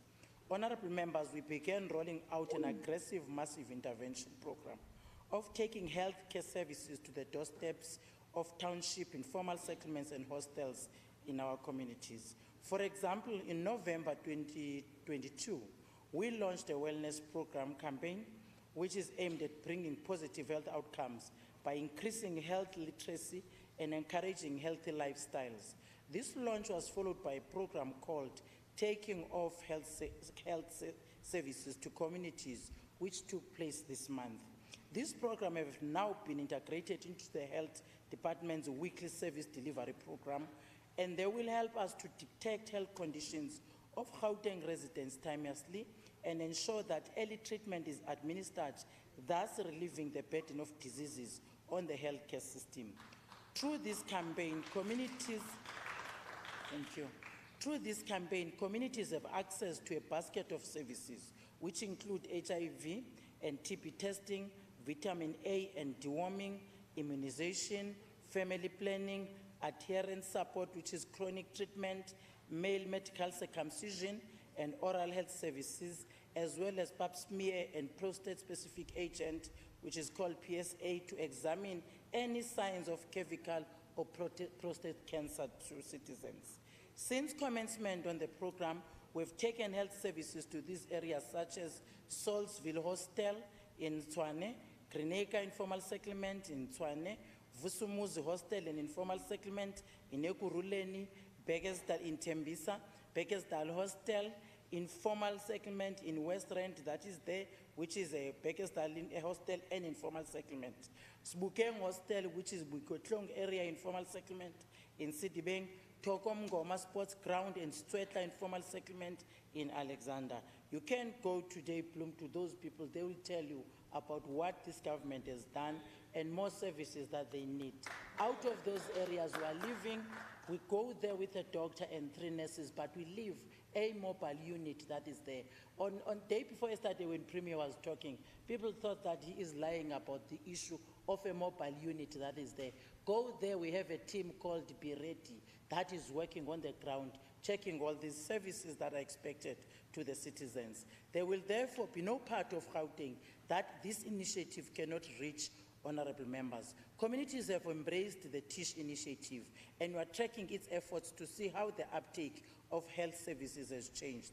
The second phase of this program will include a massive program which will see over 2,500 community members across the province to undergo the first responder training, which is intended to teach the community skills and knowledge of what to do with victims whilst waiting for emergency support from qualified emergency responders and practitioners. The training will be targeting TISH communities again across the Gauteng province. The Gauteng Department of Health's Libone College of Emergency Care will conduct the training by teaching communities how to perform CPR on victims who do not have a pulse and are not breathing, how to assist victims when they have convulsions, attending to critical wounds such as stab wounds, gunshots wounds, victims who fell on the heights, victims with sprain and strain, drowning victims and victims with burns. And the free training program will be launched in March 2023 and will run until December 2023. Madam Speaker, it is no secret that in recent times, the state of healthcare system in Gauteng province has been found wanting on a number of fronts, such as aging infrastructure and limited resources, leading to poor patient experience of care and subsequently to a decline in public trust. However, there are signs now that we are beginning to turn the corner when it comes to reclaiming what used to be regarded a jewel of health services in the country. We are going to make sure that all the hospitals that you know that used to specialize are going to back to their specialties, because each and every region, we used to have hospitals that are specializing on specific areas, which now we're beginning to start working towards that plan, which is going to start on March. However, one of those jewel hospitals that we have done, it's Mamelodi Regional Hospital, but is one of the many examples of how we are changing the face of public sector, health sector. In 2019, the facility was regarded, I know Member Plum was even screaming about it here in the House. The facility was regarded as one of the worst performing, with a litany of public complaints and medical legal claims. Today, Mamelodi Hospital has undergone significant renovations, including the addition of brand new units, and has become one of the best managed institutions, not only in the province, but the entire country, with infrastructure that is comparable to which you would typically receive in a private sector. Today, it serves as a benchmark institution for other institutions of a similar type. This is not just one of our own observations. Korena Mukholejo from Mamelodi, I'm sorry, Mamelodi West is one of the people who got to witness this transformation, this transformation firsthand when they visited Mamelodi Regional Hospital at the end of January this year. And this is what she said, I'll open quote, "I am impressed by the beauty which I have sent in this hospital," close quote. No, I cannot call this a close quote. The external and internal environment, the external and and I hate to beat girls. The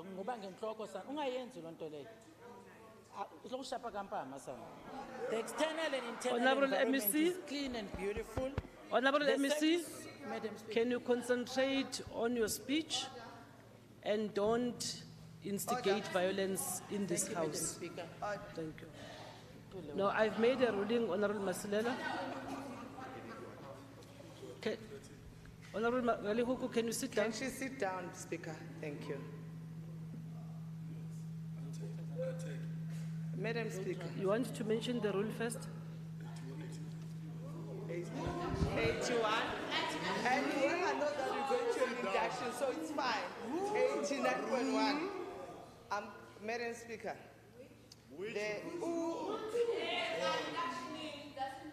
I'll be patient. No, Honourable Masilela, don't address other members, address the House, please. Is Ikamalaga Mama? Is it MEC Nomuntu? Because I'm new, so that I can address Honourable it. She MEC. cannot honestly threaten us with violence. So my life where I am is not safe.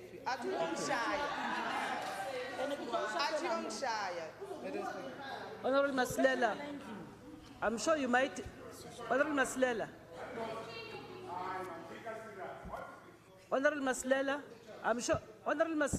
I'm sure you might have heard me asking the MEC to withdraw the violence, and she has withdrawn.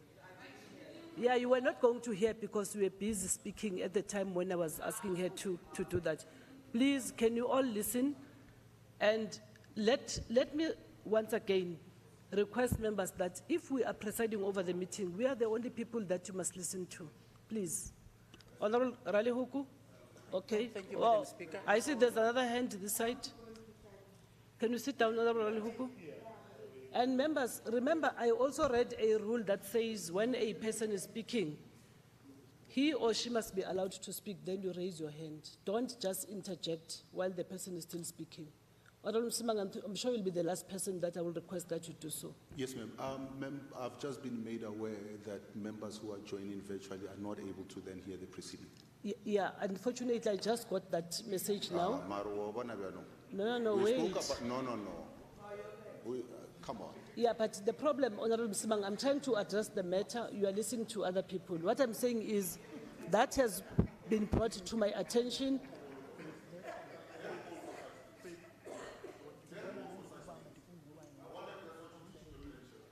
Honorable Msimang, I'm trying to address the matter that you just raised now.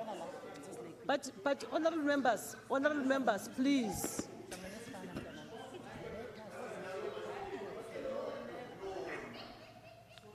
Honorable members, when you want me to address an issue, can you allow me to address the... No, Honorable Msimang. You just raised a matter now. I'm trying to address that particular matter, and you're responding to sideline issues. Can you allow me to address the matter? The issue of members who are joining on hybrid has just been brought to my attention. Because of load shedding, unfortunately, it is affecting them. Therefore, this house can be held at ransom because of that particular matter. As soon as we are reconnected, those members will be reconnected back. Thank you very much. Honorable Rally Huku, please can you address the matter so that I'm not have to allow other members to raise matters.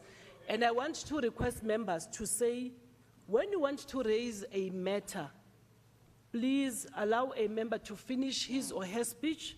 You raise your hand and address the matter. I will therefore give an opportunity for you to address. I'm not going to allow hands because I've just addressed that matter now. Honorable Maslela, I've addressed Honorable Ralihuku on the matter that you raised, and I've said, even prior to you raising that matter, I asked Honorable Ralihuku not to instigate violence in the House, and she withdrew. Unfortunately, you couldn't hear her because you were busy with other side matters. But the House has been addressed to say Honorable Ralihuku is withdrawing from that matter, and we're not going to go back to that matter. Let's continue. Honorable Ralihuku, stick to your presentation, please. Thank you. Madam Speaker,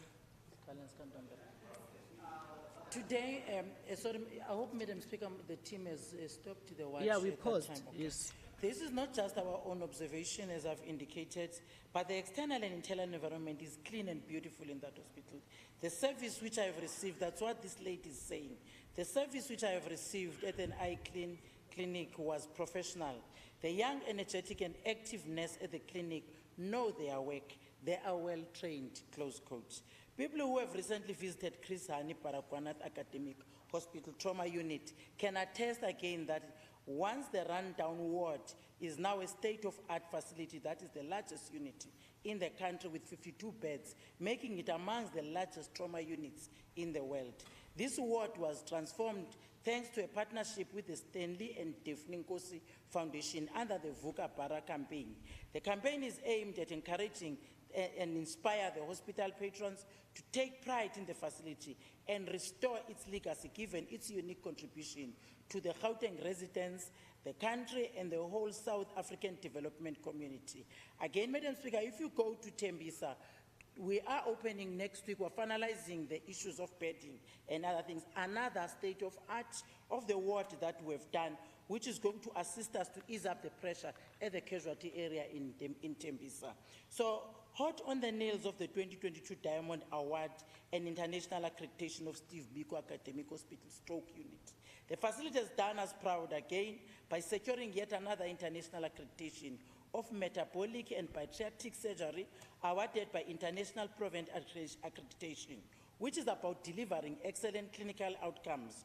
Provent is a highly respected international organization based in Denmark that accredits pediatric units around the world. They seek to ensure that people and hospitals that they accredit will maintain the high standards that are required in pediatric surgery. Steve Biko Academic Hospital will therefore be expected to adhere to the high standards in order to ensure good patient outcome and continued accreditation. To improve access to healthcare services outside office hours and giving care to those who need it most. It's a total of 38 community healthcare centers that are now offering 24-hour services, and these services include, amongst others, maternity and emergency services, Greens Park Clinic was opened and started operating at the end of 2021-2022 financial year. The department again continues without fail to render clinical services as a backbone of healthcare systems. The number of HIV/AIDS tests from April 2021 to March 2022 were at 501,4704 million. From April 2022 to December 2022, we're sitting at 3,985,373 HIV tests that have been done. The department retained over 1 million, which is 1.2 total clients on ART treatment. Whilst the adult viral load suppression rate is at 91% now, the child viral load suppression has not improved and remains at 65%. Inconsistent checkups and poor attendance by caregivers resulting in missed doses and treatment interruptions have been blamed for this continued low suppression rate amongst children.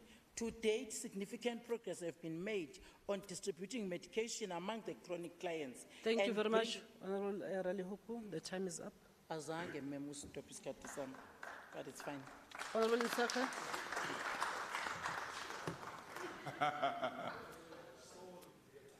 No, ngishongulami. Chazekile madam. Yabona i-victory yakhe, Madam Speaker. Thank you, Madam Speaker. On Monday, the Premier gave a very inspiring speech for the residents of Gauteng. However, looking into the detail, one worries about the funding and implementation ability. I paid extra attention to the areas concerning the vulnerable. With the increasing unemployment rate, social development is on the spotlight. It is our poor community who are hit the hardest by energy crisis and the increasing cost of living. The Premier talked about increasing funds for GBV, but was not specific about the actual amount that would be allocated. In Kempton Park, there is a shelter in a 3-bedroom house to about 79 survivors, where police and social workers place GBV victims, but no funding comes from the Department of Social Development. The lady running this shelter has to buy nappies for 17 babies. What I do not understand is why the department will place victims with her, but she's not good enough to be funded. No thought goes into how the residents will be fed, clothed, or sheltered. Even Minister Zulu of Social Development visited this shelter and made empty promises, empty because nothing of them have come to pass. Economic development with real usable skills is a true solution to assisting women to get out of abusive relationships. Turning to substance abuse, I really heard your passion to eradicate substance abuse. However, by the time people need treatment, it is too late.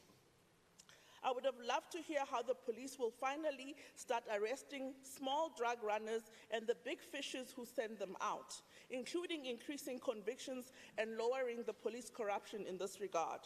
There's very little point rehabilitating people and then sending them back into the communities where the drugs are readily available and vulnerable to relapsing. Improve your data for relapsing addicts to understand trends and then formulate a plan to address this problem in our community. Many people turn to drugs because of unemployment and hopelessness. The drugs, including alcohol, made them feel better temporarily. By stimulating the economy and giving people economic opportunities, they will have a better chance of fighting this devil of addiction. The Premier mentioned taxi ranks of the future. The ANC government built 2 taxi ranks, one in Duduza at 30 million rand and one in Vosloorus at 25 million, without consulting taxi associations and commuters. The location of the ranks are too far from the main line, therefore no one uses them, leaving them as 55 million rand white elephants. In the plans to give dignity to hostel dwellers have indicated that they too are skilled and can clean, fix and maintain their own hostels. As a hostel community, it will motivate them to protect the infrastructure, unlike Ekurhuleni ANC, which parachuted contractors who did nothing to the hostels, communities of Setoja, Pink Hostel, Blue Hostel, Castle Hostel in Tembisa, but got thousands every month. Indeed, there are many homeless people in the province. However, allocating 88 million to the challenge and not presenting it to the community does not make for a transparent government. If you speak to homeless people, you'll be surprised how many people simply fell on hard times. During COVID, I frequented Kunskold Hall, where a young man who's an electrical engineer, stuck in my mind, left Mpumalanga for a job in Gauteng with only taxi fare. On arrival, South Africa went to level 5 lockdown, and his potential employer was no longer able to absorb him. Broke and unemployed, he became homeless. It would have cost the Department of Social Development only 150 to send him back to Mpumalanga instead of putting him in a homeless shelter. Sometimes government needs to think out of the box. NGOs have been allocated 2 billion. That should have an impactful and fitting social bills to Kochi Premier. December, CYCCs were not paid by DSD. The same CYCCs that have been paid months before. If these homes had closed down, hundreds of children would have been homeless and hungry over the Christmas season. Yes, most of these children are black. The department is a bully to NGOs, which compromises the care of the vulnerable and should really become more of a partner. 26 million rand has been allocated to dignity packs. Premier, third quarter analysis, which was presented to us last week already, shows that this department is already failing to meet this target. 5 years of consecutive failure in this particular program. Speaker, I'm not sure why the Premier mentioned condoms and dignity packs, which are available for free at healthcare facilities. Let me remind this House, sex is a choice, but menstruation for us women is not. The LGBTIQ+ community is not necessarily persons with disabilities community. Their needs are different, but most importantly, they too need to be included economically. At this point, I challenge the Premier to table the long-awaited for SIU report of Ariacheng, where the owner either went missing or was murdered.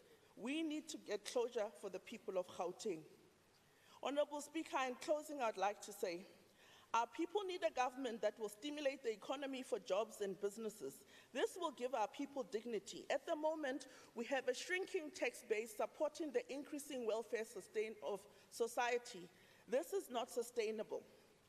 Honorable Speaker, instead of building new schools, I also want to ask the Premier to look at finishing abandoned schools such as the one in Betch Acres, which could easily accommodate the children of Pumulong, where there's overcrowding. I thank you. Honorable Bosch. Thank you, Madam Speaker. Before I start to share my thoughts on the Premier Lesufi State of the Province address, I just want to share this video.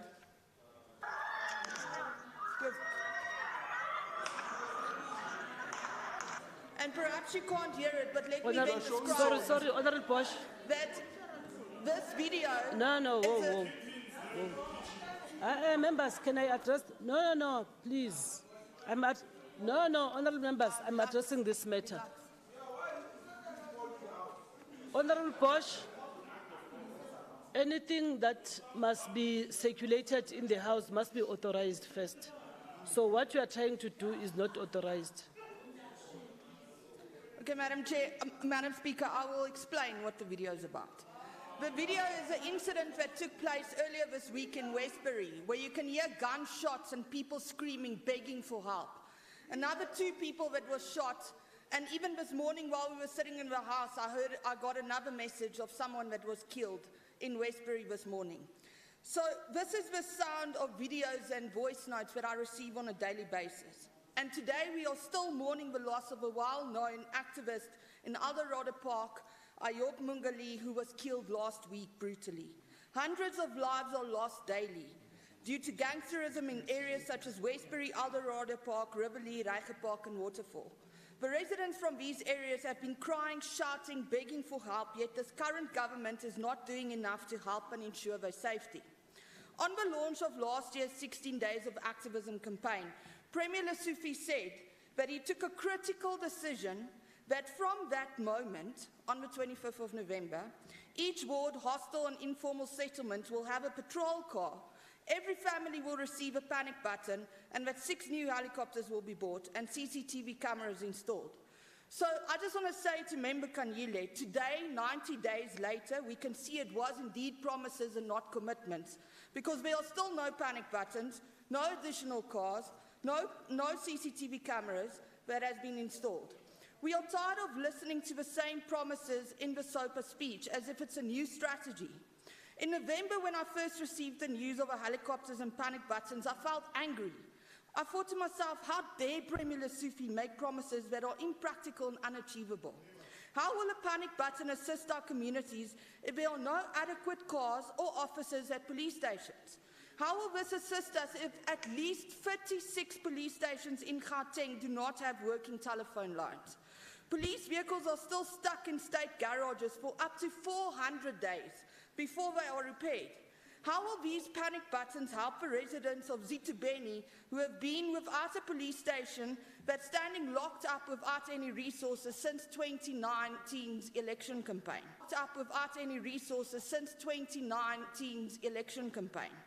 Madam Speaker, Premier Lesufi spoke about his mission to prioritize crime is our apex priority. You cannot fight crime by implementing fancy technology if you don't have the people to operate that technology. The Department for Community Safety and Security has an 81% vacancy rate in crime intelligence alone, a 15% vacancy rate in the force in general. Our specialized and experienced detectives are retiring, and we are not filling these critical positions to actively profile criminals, gangsters, and to ensure that cases lead to prosecutions. Fighting crime should be our collective apex priority, but we first need to get the basics right. Cut the red tape, fix the vehicles, fill the vacancies, and do proper training and development. If Premier Lesufi is serious about making crime prevention an apex priority, then the command centre should be his first priority. This centre will be able to monitor the crime statistics so that we can have weekly crime statistics instead of waiting for the national quarterly statistics to enable us to move resources to crime hotspots and to prevent crime before lives are lost, similar to what happened during COVID-19. The DA hosted a Safety in B-Zone 2021 where we engaged the community safety and security clusters within Gauteng. So we are happy that Premier Lesufi followed the DA's advice over the last 2 years to have a whole-of-society approach, because government cannot fight crime alone. Involving the private sector companies will greatly assist in addressing crime, but this is not enough. We need to do more. The SOPA speech was nothing but politicking, playing with people's lives, and making far-fetched utopian promises.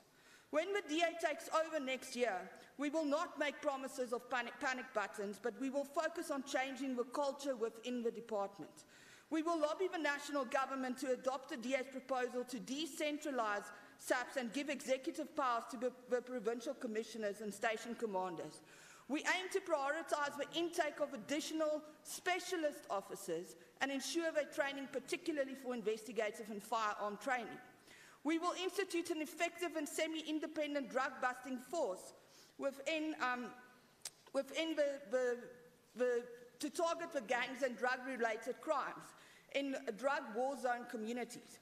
We will establish a police ombudsman to independently investigate complaints, and we will ensure that high-crime areas, such as Westbury, are prioritised in terms of police visibility. Madam Speaker, let us not play with people's lives. Let us not make promises that we cannot keep or implement. One life lost is really just one too many.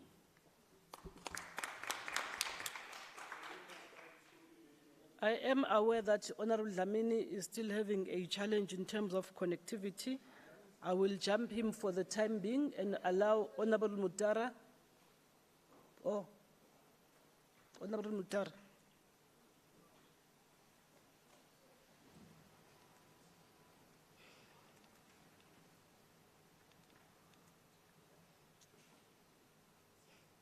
Thank you very much, Honourable Speaker, Deputy Speaker, Presiding Officers and Chairpersons of Portfolio Committees, Premier Lesufi, Chief Whip, Leader of Government Business, MEC Nkomora Lehoko, members of the Executive Council, leaders of all parties represented in the legislature, members of the House, media and guests in the gallery, and guests who have joined virtually, good afternoon. On Monday evening, Premier Lesufi presented a very candid and factual state of our province. He gave an account of some of the most pressing issues that bedevil our province. Whether you are a member of this House, employed or unemployed, a student, an entrepreneur, a child, a worker, amongst the elderly or living with a disability, these problems affect you one way or another. Crime, unemployment, the scourge of drugs, the energy crisis, and the inefficiencies in the way government rolls out its services has had an impact on everyone's life. Whether directly or indirectly, all citizens in our province have had their lives impacted by these, and not in a positive way. This was at the heart of the call to action which the Premier so eloquently presented to the House and to the citizens of this province. While some naysayers are already telling society how these things can't or won't be done, we have a responsibility to not only address these challenges, but address them speedily. The reality is that we are fast running against time. With the changing world of work, the fourth and fifth industrial revolutions, climate change and its harsh effects all call upon us, we need to shift gear and accelerate our interventions and responses. For many of us, the vast majority, in fact, South Africa is our only home. South Africa is all we have, and we have no choice but to make it work. My concern is that the naysayers refuse to acknowledge what a mess they have made in the shortest space of time in Tshwane, Joburg, and Ekurhuleni. The DA keep telling us about Cape Town, but refuse to own up to the collapse of 3 metros. Quoting from the Reserve Bank Monetary Policy Committee statement released in January this year, high inflation and weak economic growth continue to shape global conditions.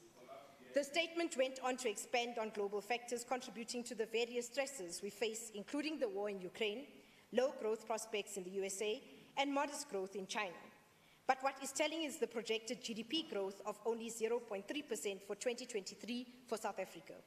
At this current time, the greatest contributor to our low growth is the energy crisis that affects each and every one of us. Msimang, you don't have to read an article to understand that.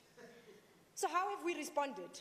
Looking at our tight fiscal space, the Gauteng Provincial Government has made available just on 2 billion rand to respond to the energy challenges and ease the effect that load shedding has had on households and businesses.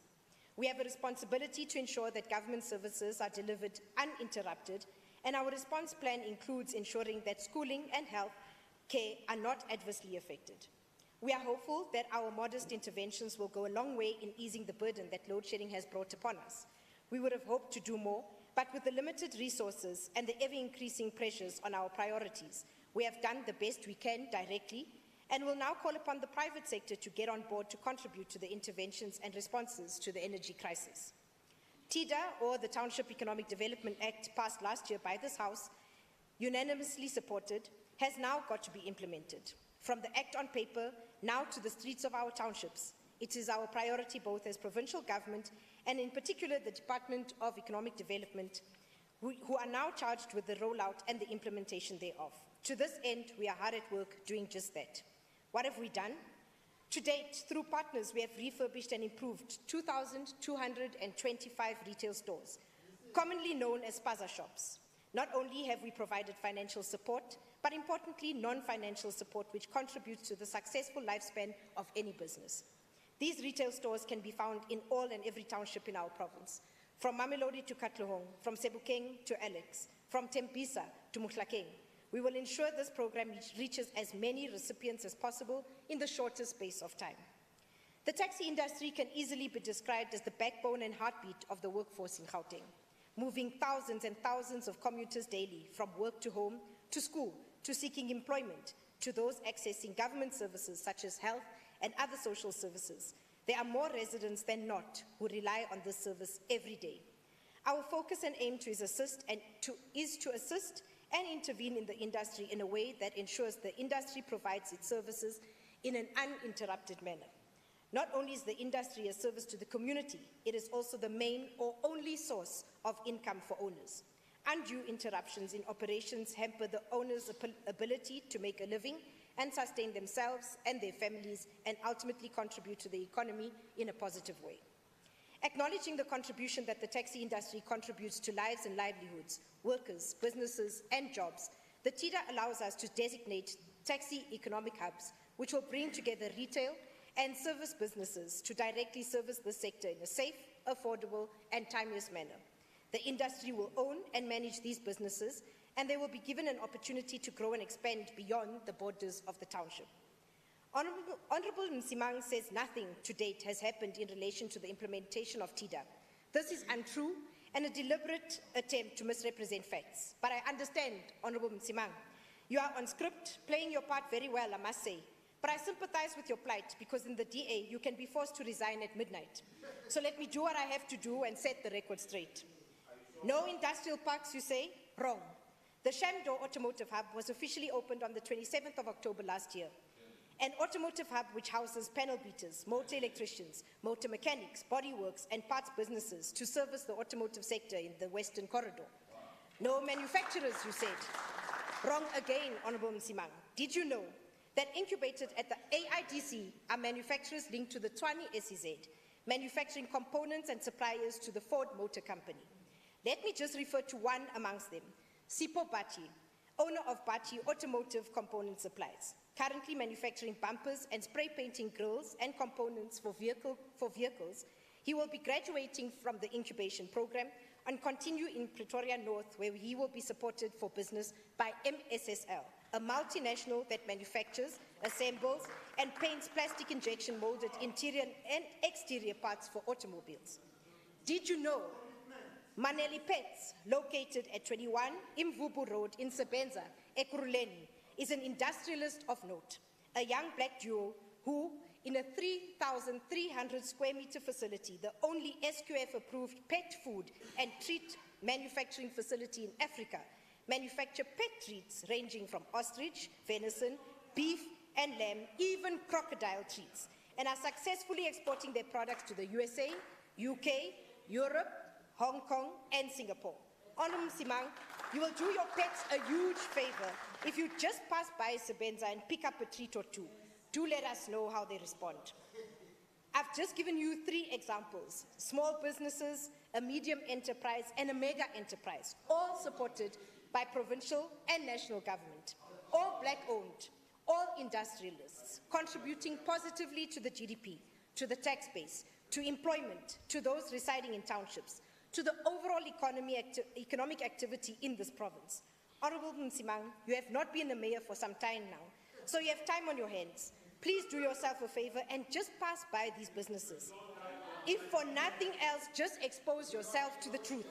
You don't have to come back to the house and correct your colorful narrations of facts, but at least when you sleep at night, you will know the truth.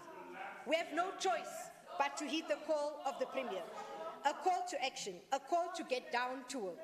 We must come together, the government of the people, by the people, with the African National Congress leading, citizens of the province, the private sector, NGOs, and importantly, officials employed in the service of the state to do their work and do it diligently. I thank you.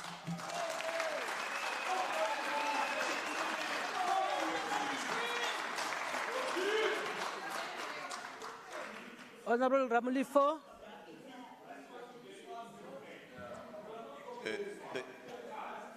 Thank you, Madam Speaker. Let me congratulate Premier Lesufi for delivering your first State of the Province address.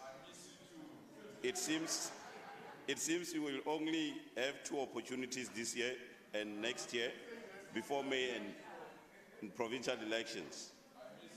Honorable Premier, you listed 5 commitments but forgot to unpack the first commitment.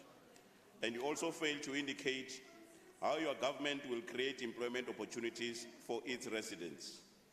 You cannot fight crime effectively when the majority in the labor force are unemployed. No matter how many resources you will deploy, if you are still frustrating small businesses with ongoing load shedding, non-payment, or not paying service providers on time, or only prioritizing tenderpreneurs instead of real small businesses. We have been blessed with plenty of rainwater over the past 4 months. However, this will not materialize and benefit Gauteng residents in the long run. As you, Premier, you didn't have the plan to conserve water. Are you waiting for a crisis like the one we faced by ESCOM to happen, then we'll start planning to build more water reservoirs? Honorable Premier, since 2016, when you were MEC for Education, you have been speaking about eradicating mobile and asbestos schools. However, you can no longer blame the COVID-19 pandemic for the delays in the eradication of asbestos schools. It is because the construction in several schools began before 2018. Schools such as Rasteval Secondary School, Nancy Field Primary School, and My Way Primary Schools. Today, these schools and many others have been abandoned. The former MEC destroyed DID. Remember your promise to open new schools every month. Surely you did forget how to carry a scissor and cut a ribbon. Honorable Premier, do you have any plans to implement consequence management against officials who award tenders to comrades who have no capacity, just strong connections to win tenders and sell these tenders to tenderpreneurs or to real entrepreneurs? The Special Investigation Unit has concluded dubious education, personal protective equipment investigations. When are you releasing this report? For all these projects that have been put on hold, please look at the expenditure patterns. They've spent almost the entire budget, but the work is far from being completed. We still have learners that have not been placed because schools do not have capacity to accommodate them. Many parents were forced to take their children to independent schools because the education department failed to place them. While you are urging us to use public institutions, please guarantee parental choice. Again, don't forget those parents who have given up. Their children are sitting at home. In all the schools I visited this year, there's one thing in common. The schools are aging, dilapidated, and overcrowded. Thorntree Primary in Soshanguve has a grade 1 class with 77 learners in one mobile classroom. The ablution facilities are not functioning, and the learners are relieving themselves in a bush. There is no staff room, and there is severe shortage of furniture. Simunye Secondary School in Bekesdal, the worst performing school in the province, is still continuing with the rotational learning system. Again, Relebukile learners in Kutsong are not going to school for the past 2 weeks because the government is failing to provide alternative space for learning and teaching to continue. This is not the only school with or still continue with the rotational learning system. On Monday, I visited Dromedaries Primary in Boksburg, which has resorted to rotational learning due to overcrowding of classrooms. The 6 billion rand budget to build new schools will not materialize if the Gauteng Department of Infrastructure Development is still in charge. The budget will be spent, but no school will be completed on time and within budget. While we celebrate the achievement of the 2022 matric class, many of them are joining the queue of the unemployed. I've seen matriculants with at least 6 distinctions, but who have not been accepted at Wits University Faculty of Health. This is a discouraging image for the many learners writing grade 12 exams, as there's no space for them to further their studies. This means that they will also be joining the queue for the 350 grant for unemployed youth. Honorable Premier, can you ensure that Gauteng is a province of opportunities, which will be fairly and competitively accessible? We will continue to conduct our oversight inspections across the province and hold you and your executive to account for all the commitments made on Monday. Thank you very much.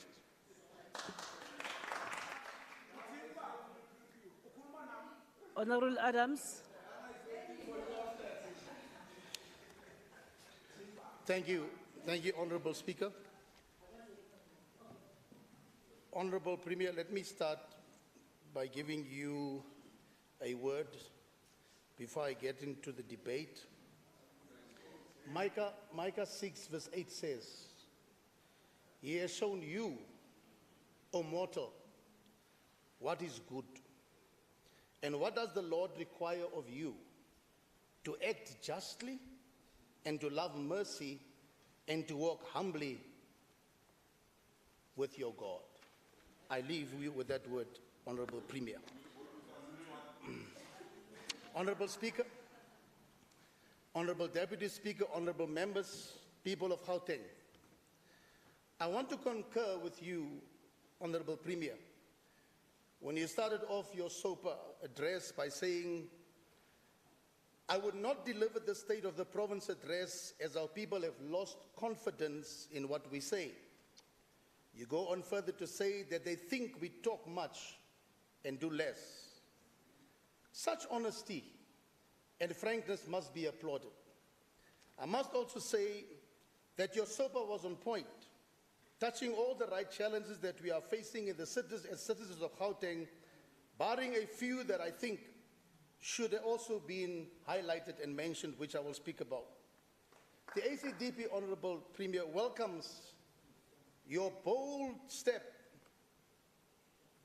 to make available 1.2 billion to construct an 800 megawatt solar farm in Merafong on a bid to lessen the impact of rolling blackouts in Gauteng. Honorable Premier, for the sake of our people, please let this realize.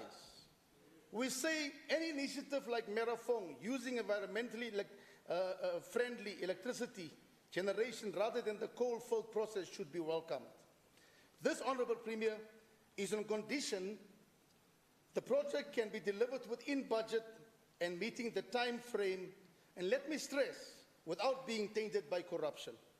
We also urge, Honorable Premier, if you want to move fast to complete this project, please surround yourself with a competent and diligent team to help you. Honorable Premier, when you see Honorable Dlamini, you say hostels. When you see Honorable Msimanga, you say Swane and Itos. When you see Honorable Mukwebu, you say land. When you see me, you say, what is God saying? But I want to ask Honorable Premier, there is a constituency that I represent in Gauteng. It is called the Flatlands constituency. This constituency, Honorable Premier, is neglected. And before we say, but it is a local government competence, I would urge you as citizen number one, it falls within your ambit as the leader, as the driver of Gauteng. So we can't push it to say, let local government sort it out. You need to make sure, Honorable Premier, because we give allocations and grants to municipalities. But these flats, Honorable Premier, is looking it's falling apart. Our people are living, and hence, as Honorable Bosch has mentioned, the crime of violence and guns and picking up bodies every day in Westbury and Eldos and those areas has become a norm. I want to ask you, Honorable Premier, please assist our people.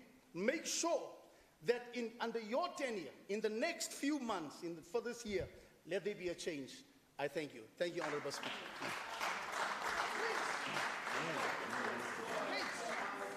Honorable Dr. Masugu.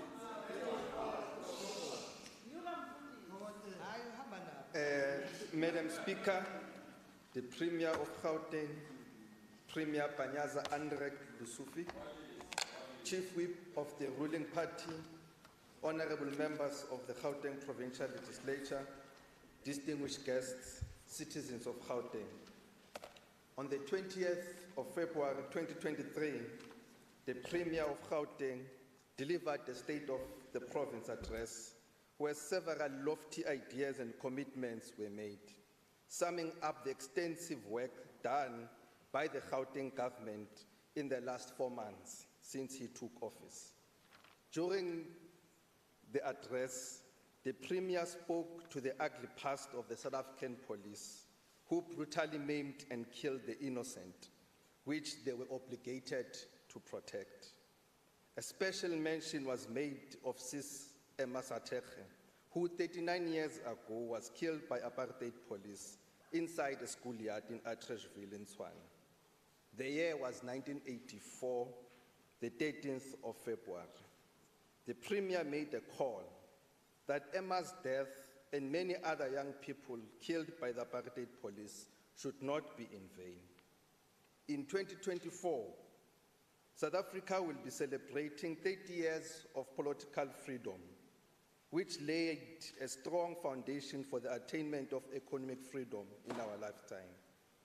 The growing Gauteng Together 2030 remains Gauteng's blueprint to accelerate socio-economic transformation and the creation of a better life for all. As the governing party, we have declared 2023 the year of decisive action to advance people's interest and renew our movement. Amongst the others, the following priorities constitute our focus both in society and in government: deepening the renewal, the resolution of the energy crisis and ending load shedding, fast-tracking economic recovery and reconstruction, improving delivery of basic services, a fight against corruption and crime, and building a better Africa and a better world. As part of these priorities, the Premier emphasized the need to focus on drastically improving the living conditions of our people in 26 townships, over 700 informal settlements, and 6 provincially owned hostels. Premier Lesufi further identified fighting crime as an apex priority in Gauteng. As a province, we are known that we contribute significantly towards the national crime rate. This means that defeating crime in Gauteng will eventually translate in defeating crime in the country. Therefore, bringing about the peace and safety we need for economic development and prosperity. Our province has a high number of murder, cash-in-transit robberies, gangsterism, and drug theft wars, which require the boldness and innovations announced by the Premier. We welcome these bold and innovative programs with great anticipation.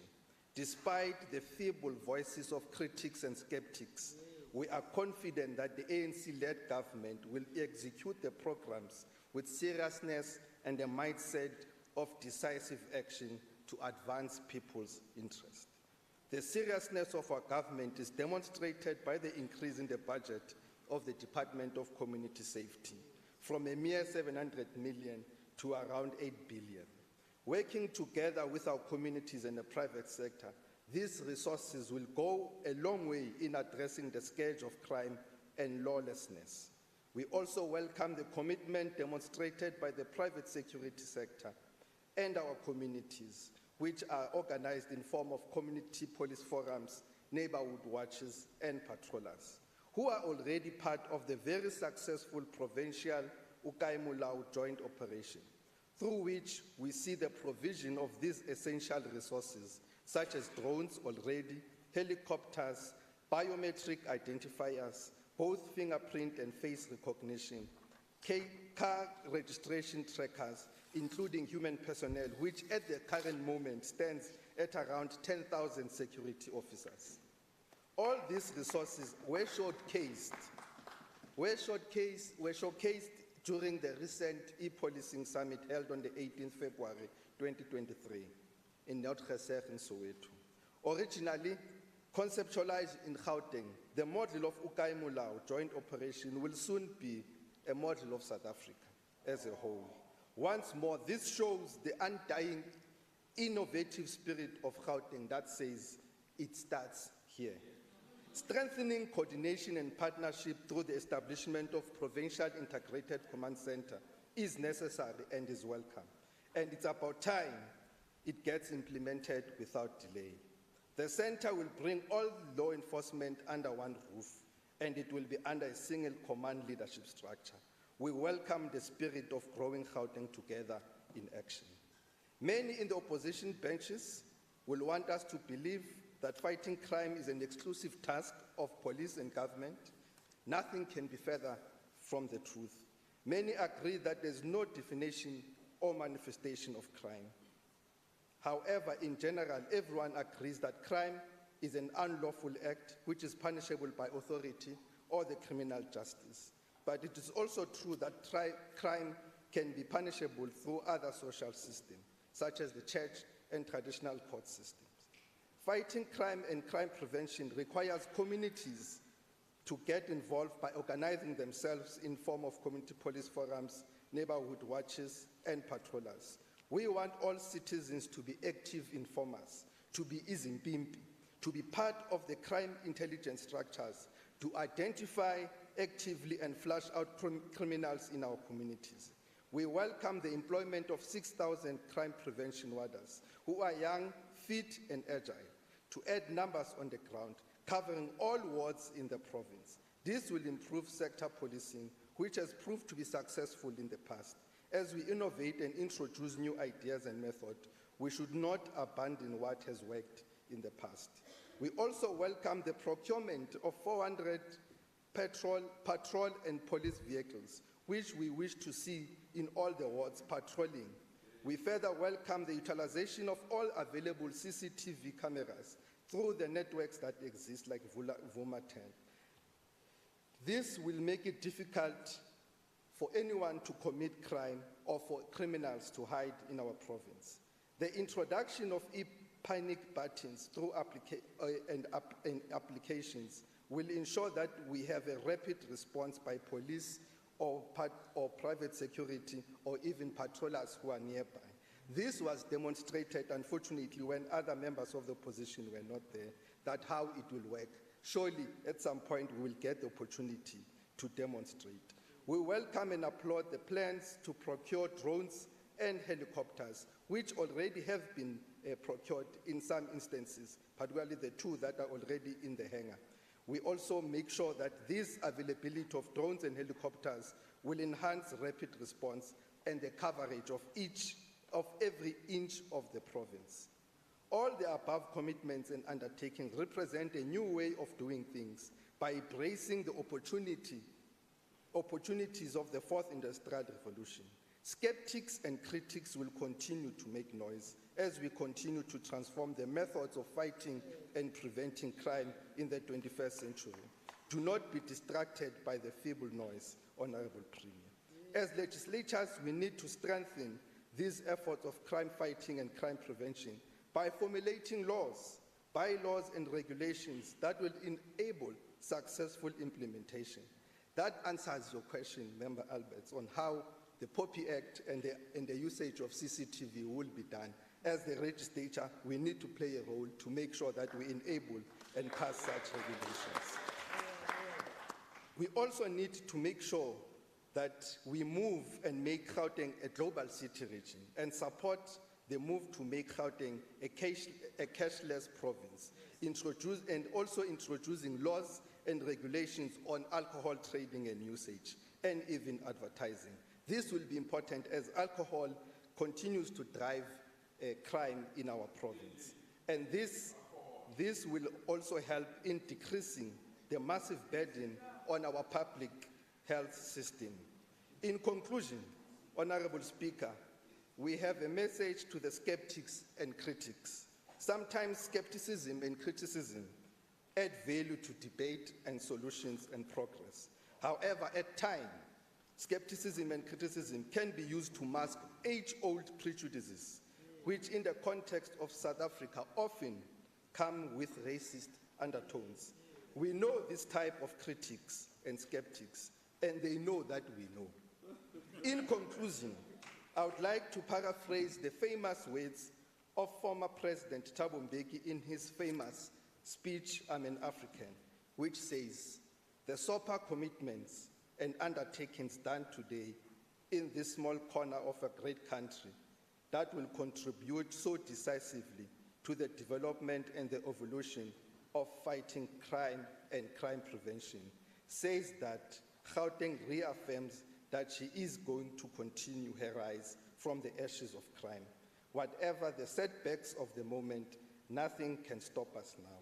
Whatever the difficulties, Gauteng shall be at peace. However improbable it may sound to the skeptics, Gauteng will prosper. Whoever we may be, whatever our immediate interest, however much we carry baggage from our past, however much we have been caught by the fashion of cynicism and loss of faith in the capacity of the people, let us err today and say nothing can stop us now. Honorable Speaker, the ANC in Gauteng welcomes the 2023 SOPA in the year of decisive action to advance people's interests. I thank you.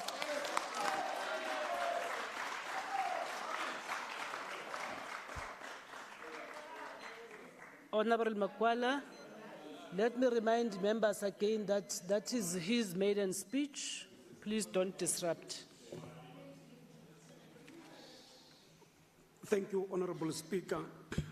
We rise on the powerful name of the Supreme, the Commander-in-Chief and the President of the Economic Freedom Fighters to greet and wish well revolutionary greetings to members, supporters, voters, campaigners, and ground forces on the occasion of the 10-year anniversary of our gallant Marxist, Leninist, and Fanonian protest movement. Fighters and friends, indeed Drake's started from the bottom, now we are here. It's and remains instructive. We built this movement ground up, literally from nothing and with nothing. Today we boost a membership that is just above 1 million home bodies and counting. 10 years later, we can indeed confidently reassert that we are a government in waiting and there is nothing that is going to stop us to take over. And by the look of things, that will not be that too long, especially here in Gauteng. Although, Premier, your entire address was factually incorrect, we, as the EFF, we need to agree with one thing that the Premier has mentioned, that indeed the ANC, the people of Gauteng have lost confidence or completely lost confidence in the ANC, especially in the province of Gauteng. Indeed, our people are not fools, and they shall not bow to unceasing lies and endless empty promises. Honorable Speaker, we wish to interest the Speaker in an interesting concept that we have learned from the streets and in the picket lines. This concept is known as Lusufism.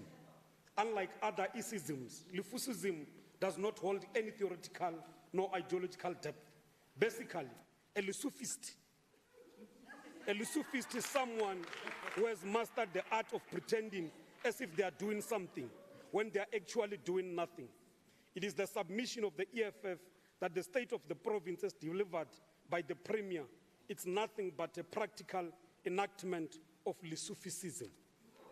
Firstly, on crime, Speaker, it appears to us that the Premier is not in touch with the reality of the depth and extent of the lawlessness in Gauteng.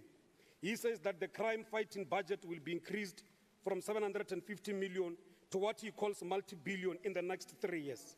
For a layman, as well as the educated, what is multi-billion in monetary terms? How much is this multi-billion?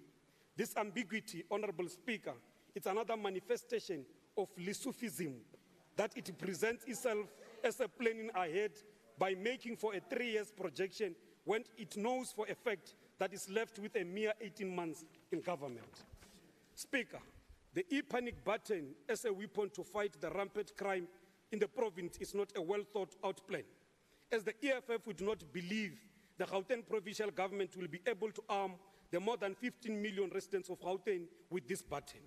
As we speak now, Speaker, the 1011 crime reporting toll-free number has failed dismally. How is the Premier expecting these e-panic buttons to succeed in the midst of this perpetual load shedding?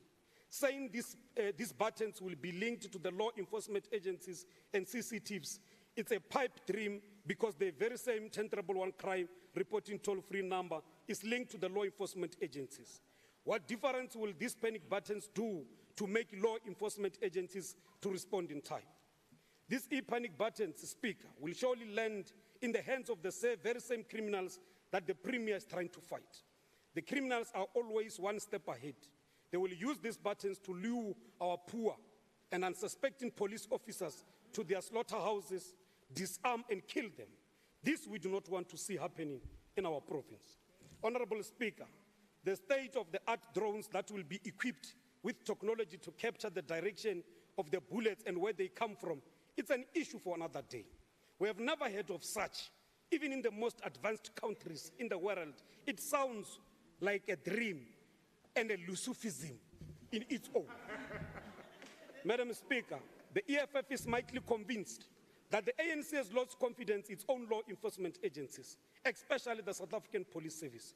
The Premier is now going to partner with more than 10,000 private security companies to protect the residents of Gauteng. We are adamant that the state must build its own internal capacity by employing enough and properly trained police officers to fight crime. The state must never outsource its full responsibilities to private security companies. The state must protect its own citizens, and we must never allow for the privatization of the state, because privatization is not only counter-revolutionary, but it goes against the very gains of the revolution that our founding struggle icons fought for. If there is one thing that you should have learned in all the years you have been in government, Honorable Premier, it is that the solutions are not privatization. There is no sense in capitalist logic. We are in a state of crisis as a country and indeed as a province because of a capitalist logic and sensitivities.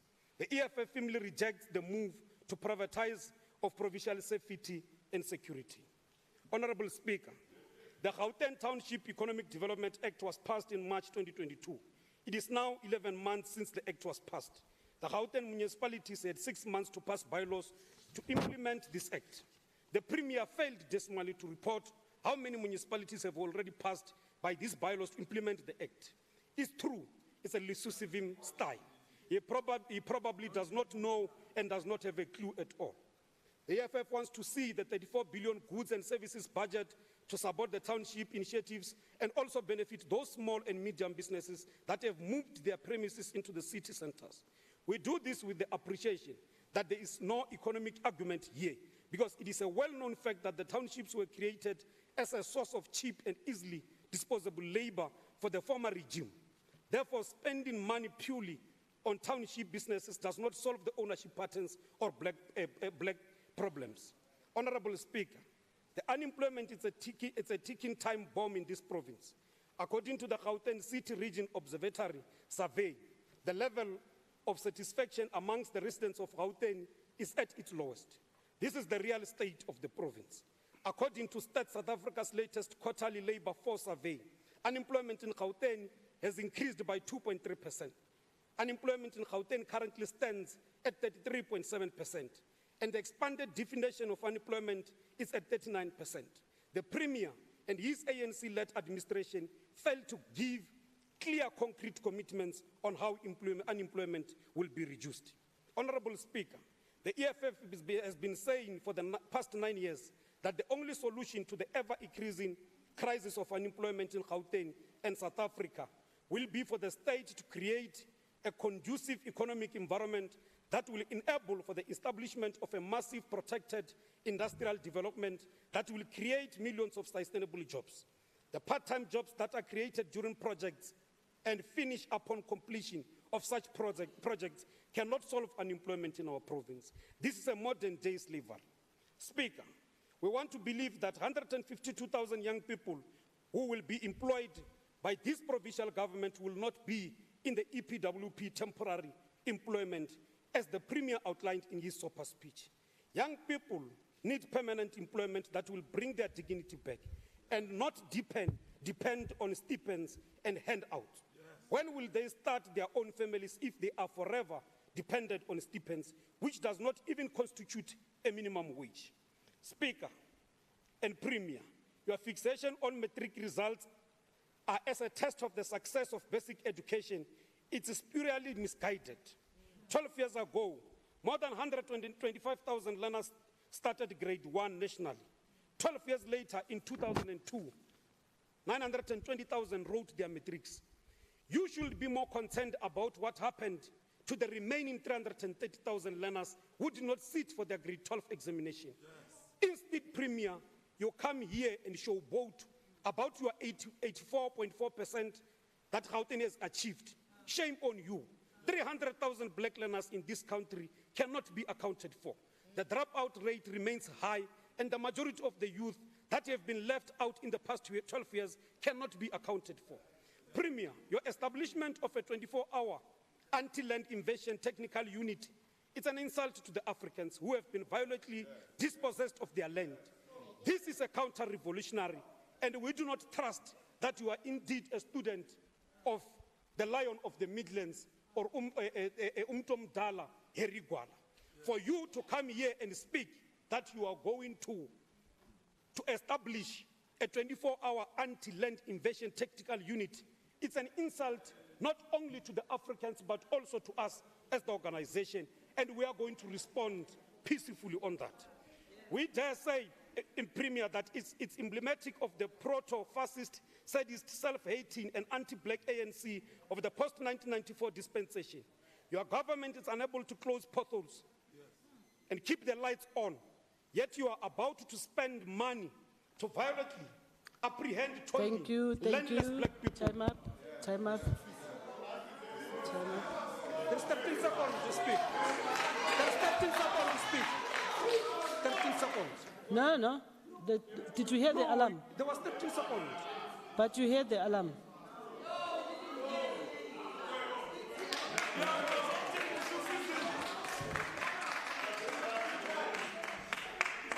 Protecting Lesufism. It's Lesufism.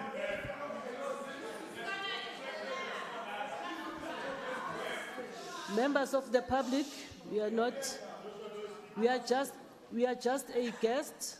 We are not allowed to participate. I know that you are excited because your leader has just spoken, but I agree. No. Do you know that the rules also are applicable to members who are sitting in the gallery? Okay, Honorable Nell, you can continue. Madam Speaker, former Senator Robert F. Kennedy said, and I quote, "Each time a man stands up for an ideal or acts to improve the lot of others or strikes out against injustice, he sends forth a tiny ripple of hope, and those ripples build a current which can sweep down the mightiest walls of oppression and resistance."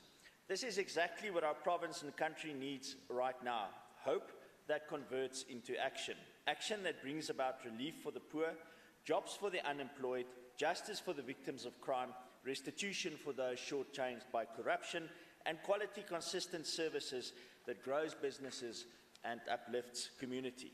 Today we saw members in the ANC benches lauding the Premier for his State of the Province address that he delivered on Monday, desperately attempting to link the Premier's speech to ripples of hope. Indeed, many promises made by the Premier fall sweet on the ear, and one cannot but help to hope that things might change. Change from a history bereft by corruption, crime and squalor. The key question, however, is whether these promises of hope can be believed.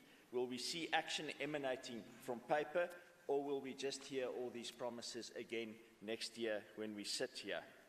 We have heard the promises before, forensic and SIU investigation reports that will be released, but we still sit empty-handed without any accountability or justice for the millions upon millions of rand squandered and stolen by the ANC-led government in Gauteng over many years. You see, if comrades were jailed for corruption, the Premier's promise to come down on corruption would have been more credible. But we know that the cadres in the ANC are all in each other's back pocket. An injury to one will be injury to all. Jail for one will lead to jail for all. It is going to take a very brave ANC Premier to criminally charge his colleagues and come out on the other side unscathed. It is exactly this political entanglement that will prevent Premier Lesufi to take down the corrupt in this province. I would have expected a stronger stance on corruption from a Premier who prioritizes crime fighting in his government agenda. And this brings me to the Premier's apex priority, namely fighting crime in the province. And Premier, I must commend you for setting a priority for your government, because this shows leadership qualities that your predecessor lacked. It is great that you are going to make resources available to police in the province, because they are currently starved of resources in order to do their work. It's good news that 400 new police vehicles will be delivered in April, but what I'm concerned about is where will the 800 police officers come from to drive those vehicles? But I'm sure you've thought about that. Increased use of technology can also be commended, and we recognize that it will play an increasingly important role in the fight against crime. However, if the e-panic button is pressed, Honourable Premier, there needs to be somebody on the other end. With many police stations closing down at night during load shedding, ensuring that the response infrastructure is available to a victim of crime using the panic button will become crucial. Speaking about technology, the Premier also boldly announced on Monday that e-tolls has been scrapped. Well, I'm afraid that the gantries are still operating, and no details about how the debt will be settled has been announced. It's a pity the government under the ANC did not do their homework before committing on this major liability to repay a significant portion of e-toll loans. there are few options open for the Gauteng government to fund this new liability. And a new tax increase or increase in existing taxes seems to be the only option available to it. It will not reduce the burden on Gauteng citizens to replace e-toll charges with a new charge, and it will not address the problem of government taking money out of the economy and continue to place the e-toll burden on citizens' shoulders. Speaker, we need to know why the regional SANRAL debt of 20 billion rand ballooned to almost 50 billion, especially since government already contributed over 30 billion since 2011-12, as well as another 23 billion last year. OUTA said that the debt shouldn't be more than about 33 billion rand, and these sums just don't add up. We also need to know the true cost of Gauteng government's share of the debt. The Premier indicated that we're in for just under 13 billion, but also indicated that we want to pay off this debt. This will attract interest and thus pay far more than the original 12.9 billion to which we are committed by the Premier. Why, Premier, do we not rather give this money to Rand Water to expand its ability to purify water for our province? Why don't we rather invest this money in electricity infrastructure to fight against load shedding? I also thought that the Premier was light on solutions about the load shedding problem. And rolling electricity blackouts are killing businesses, the economy and jobs, and destroying our electrical infrastructure. I expected more concrete solutions and plans for a disaster that's threatening the livelihoods of every single South African. We need to see Gauteng attracting and contracting independent power producers to produce power in Gauteng for Gauteng.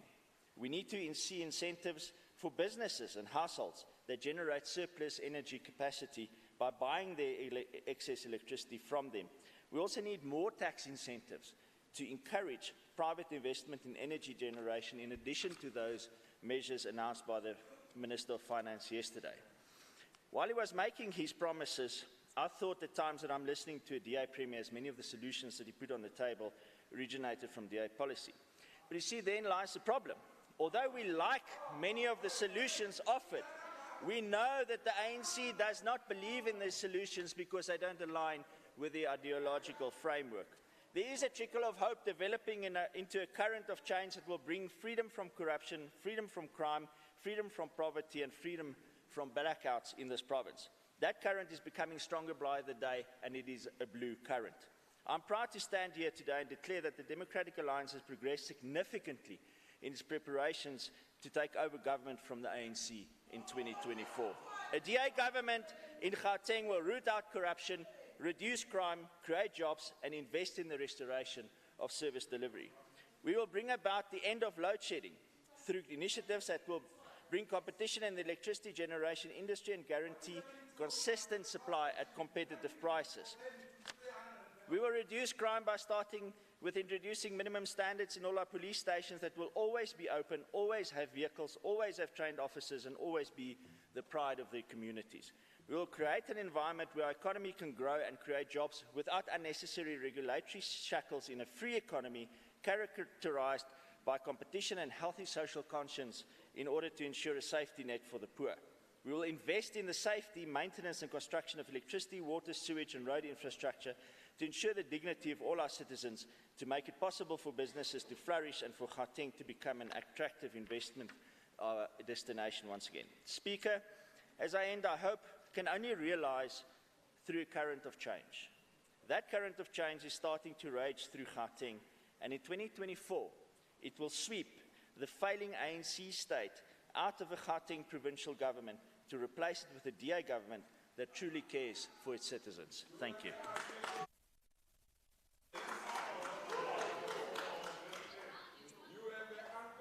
Honorable Maile. Thank you very much, Honorable Speaker, and thank you very much.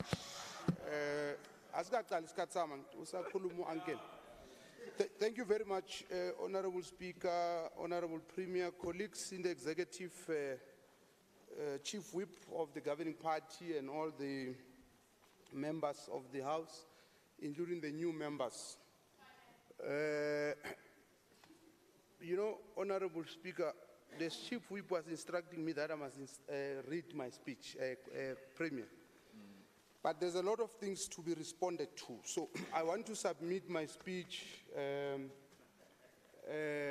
as read. So Hansard must capture it as such, and then we will take some few extracts. And my starting point is to state that Premier Lesufi is governing on behalf of the ANC, not on his behalf. So to try and separate him from the ANC, isolate him from the ANC will not work. So when you attack the state of the province, which was delivered on behalf of the ANC must respond accordingly. So all those 45 points of commitments that Premier made are points that have been canvassed within the ANC, are points that are based on our policies. I don't know, Member Nell, if you still remember that when we came in this term as this administration, we spoke of transformation, modernization, and reindustrialization. And when you look at this speech, this State of the Province address seeks to say we must continue with the work we've started of transforming our townships. We must continue with the work to modernize them. We must continue with the work to ensure that there is reindustrialization, which must propel the township economy. And of course, township economy does not happen in isolation, and I'll speak to this issue when I respond to a specific issue. When we started this concept, it had nothing to do with the Act. In fact, the Act is just to practicalize the work that we long started. And when we started it, because our approach to governance is evidence-based, we did a lot of research by the University of Johannesburg, which looked at the different sectors of the economy in the province and what constitutes the value chain and who owns what in that sector.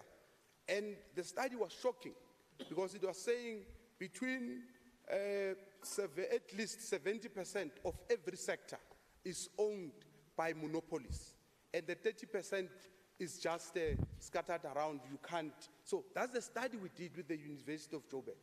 We did a study with the World Bank, and in fact they did the study, and the study confirmed and said to us that the Gauteng economy at the time was worth, the township economy was worth 100 billion rand, meaning there's 100 billion rand in the township, but unfortunately that money does not circulate amongst our people. So on that basis, we had to craft a strategy, and at the time we had a 7-point strategy and all that. So everything that Premier Lesufi is saying is not common sense. It's not gimmicks. It's not thumbsucked. It's based on facts. It's based on the work that we've been doing. And unfortunately, there was no time because we were speaking to the citizens of our province, not only to yourselves. And that's why the Premier's message has to be succinct and to the point. And it also had to be clear on what is it that we wanted to do, because this is the state of the province, not the state of the departments. What you can call the state of the departments, if you like, is the budget votes, when MECs present the details. And that's why when you look at the state of the province, it does not just speak about government. By the way, Reverend, that investment of the 800 megawatt, it's not the government investment. It's not even part of the 1.2 billion investment. There are a lot of things in the speech that are also about the work we're doing with the private sector, which answers the question that some of you asked, where are we going to get the money? We are not naive. We have been governing since 1994, and we understand the fact that resources are limited and that everything is important. Education is important, roads important, health is important. So these priorities are competing. So we will never at any given time have enough money as government. Having said that, I want to start by responding to the issue that has been raised by Member Musima, the leader of the opposition. Ms. Leader. So the first thing which I guess you, in your caucus, if you are caucusing, when you are trying to punch holes, you are trying to say, firstly, we don't have plans. It's not true. So firstly, I've started with TMR, where we come from. That's one. Secondly, we've got a water plan, member Ramulifu. And I won't take you through in detail on the water plan because I don't have time. But that water plan has got 6 pillars. The first pillar is about reducing water demand. The second is investing in alternative water sources. The third is improve environmental protection and water quality. The fourth is strengthen institutions and institutional corporations. The fifth, prepare for drought. And the sixth is align with the National Water Master Plan. We've got a plan, and you are saying we don't have it. It's not true, and it's proven that you always come to the house and lie. You always come to the house unprepared and accuse us of not having this or that. The second plan we have is on the energy, which we shared with the sector last week, and we've always been having. Sorry, okay, Speaker. Withdraw lying, it's fine, sit down. The second one Speaker, is on energy. Energy point security. of order. Can I hear that? Speaker, point of order. The word lie is unparliamentary. Okay, it's fine. You can never accuse another member of lying. Honorable Mayile, whoa. Honorable member, you don't just... No, but Honorable Song, I'm speaking to the member there. Honorable member, before you say rules of order, you just mentioned the name of the rule, ne? But I hear we are raising a point of order because you feel that Honorable Mayile might not have used the correct language. And Honorable Mayile is not referring to a person. He doesn't say you are a liar. That's different. Honorable Simang, I'm not speaking to you, please. When you point at, Honorable Member, I'm still addressing you. Madam Speaker, a word lie I'm is actually ruling. it's not appropriate. Honorable Member, I'm It's not ruling on appropriate. and if you feel that my ruling is not correct, there's a rules committee. Make a point in the House that you are not happy, then we'll discuss in the rules committee. That's how you manage the process. Thank you for that. Honorable Mayile. Thank you very much, Honorable Speaker. The members comes here and tells us unfruitful things. Because on the energy security, our strategy, once again, has got 6 pillars. No, don't worry, I'm not distracted by this. No, just... No, remember, I'm managing the House. Yeah. Can you pause for that? Honorable Koma? Thank you very much, Madam Speaker. I'm raising on Rule 89.1. Okay. Madam Speaker, it has come to our attention that there's a lack of consistency in the House. When our members raise a point of order, they are referred to which rule. But others here just raise their hand and go straight to their points. Honorable Member, just right now, you have afforded him an opportunity to speak without referring him to which rule is he rising on. I can see if it's or is in your own genes or what is happening. So there's a high level of inconsistency in this House. So if you We note Please. your concern, Honorable Koma. Honorable Mayile, can you continue? Speaker. Thank you very much, Honorable Speaker. Speaker. The provincial government has plans. Honorable Masole. Speaker. Speaker, I'm coming to stop on which rule because I don't have the rule books as we sitting here. We don't have a rule book yet. We are going to induction. Mamela we're now talking rule mama. Maybe you need to tell us which rule is that. Thank you. Okay, noted, Honorable Masoleng. Honorable Maile, can you continue? Thank you. So in summary, we have plans, and I can take you through all those plans. And having said that, Honorable Msimang and the leadership of your party that side, you will know, having been a mayor, a failed mayor in Tshwane, you will know that bulk infrastructure primarily is not a competence of the provincial government, is the competence of the municipality and national government. However, because we understand the importance of this province and because we've got a vision, we have put these plans in place and we have also allocated resources. We could have taken an easy way out and said this is not our competency. So, and by the way, I can take you on the Constitutional Court ruling that you have not read. We were what is it?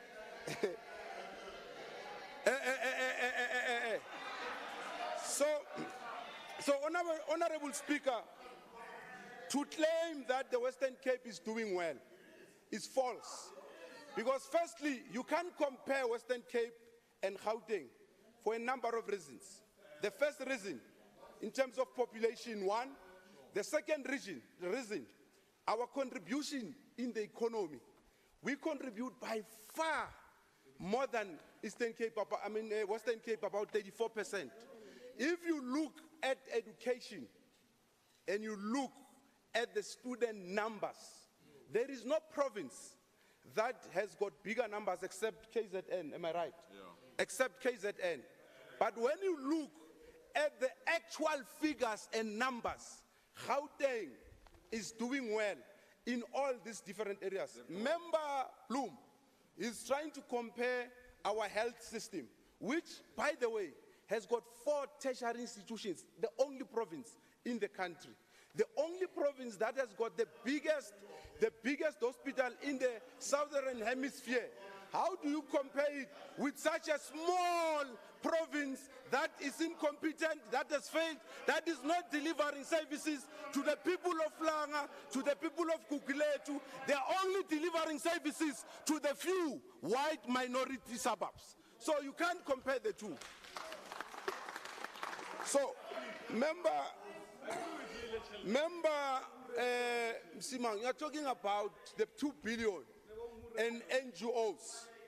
The Premier never said 2 billion is going to fund everybody. In fact, if you are listening, you would have heard the Premier correctly saying, we as the provincial government, we are worried about the impact this 2 billion makes in our communities. Hence, as the provincial government, we are going to audit how these NGOs are utilizing these monies. Because some of the NGOs are your friends, your relatives, and most of them are white-run NGOs which have been benefiting before 1994 and they continue to benefit. So we want to redirect these funds. That's what we are going to do. And you know, the lifestyle audit, we did the lifestyle audit. Member Nell says Premier will not arrest or charge any of his who are his colleagues? We are his colleagues. We have gone through a lifestyle audit. There's nothing on us. So what do you want the Premier to do? The Premier and the Executive Council has acted consistently and decisively.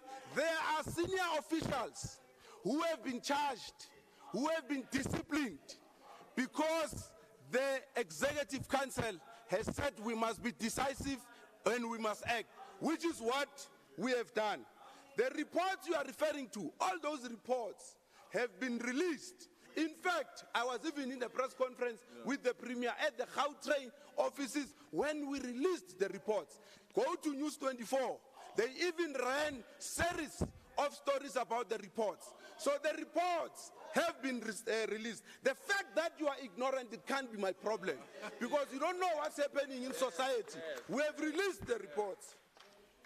The next issue that we have said we are going to do, which the Premier has raised sharply, is the issue about unfinished and incomplete projects.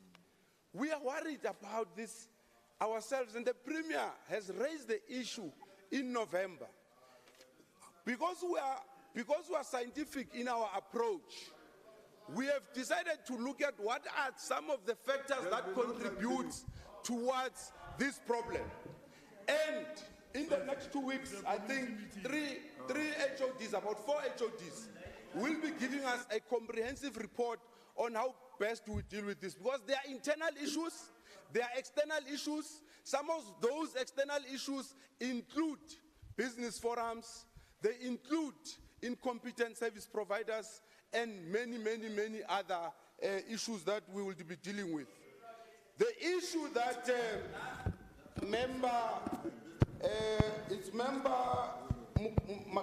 Thank you, Honorable Maile. want the rules.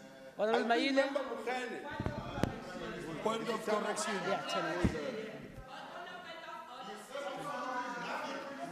We're watching our work. Thank you.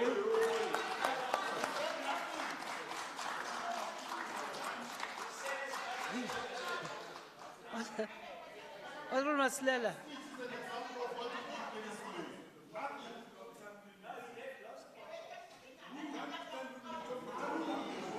Thank you, Madam Speaker. I'm rising on Rule 8. Honorable members, can we no, Honorable Msimang, can you listen to Honorable Msimang, to Honorable Masilela? Okay. 77.5.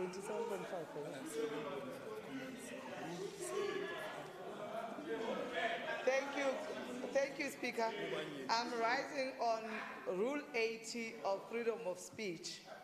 I like to help the MEC that he must stick to the script so that he cannot always. Thank you.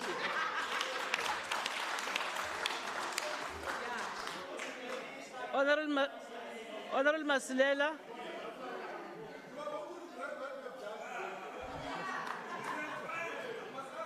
Honorable Masilela. Honorable Masilela, just leave Honorable, because I'm addressing you.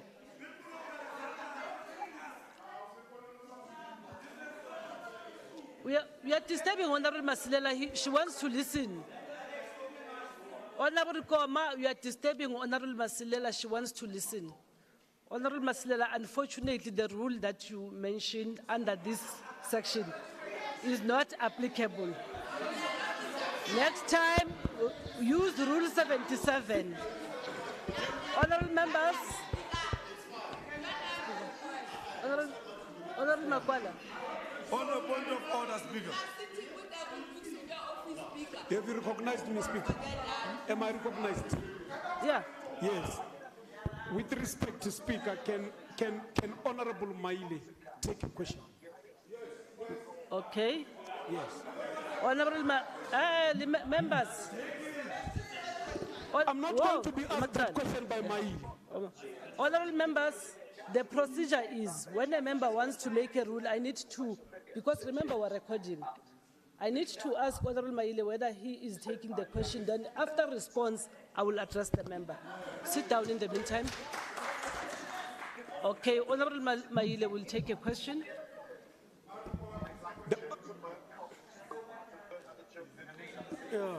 I think, Honorable Speaker, thank you. The Honorable Maile. Honorable Nell, that is not allowed. The Honorable Maile says, his colleagues are not corrupt and the Premier cannot find anything on him. Can he, because he took the speech out and tried to respond as the real Prime Minister, can he speak on the issue of Tembisa, where his administration or his colleagues ordered 500,000 for skin jeans? Honorable Maile. Honorable members. Honorable members. Man. Can we allow, honorable members, can you allow Honorable Maile to respond? Thank you very much, Honorable Speaker. In English, a colleague is a person you work with. Ne? So the colleagues of the Premier is the MECs, the colleagues of the Premier. So the CEO and the officials who work in Tembisa, those are employees of the provincial government. So I'm saying to you, Mushe, you know the CIC won't be happy with your behavior, ne? Behave.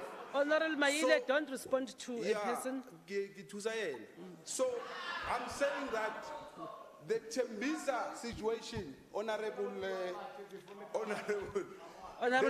Makwala, yeah. There is no colleague of Akuna Musumi more. Wa Premier. Oshuman Lena, Odile Bubodu. Ntweki bulela ngayon.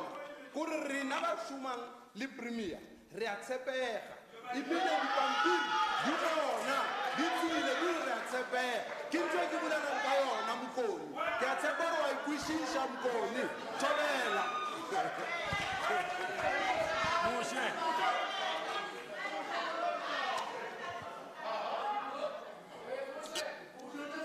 Thank you very much.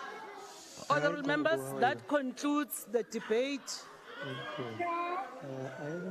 Honorable members, that concludes the debate for today.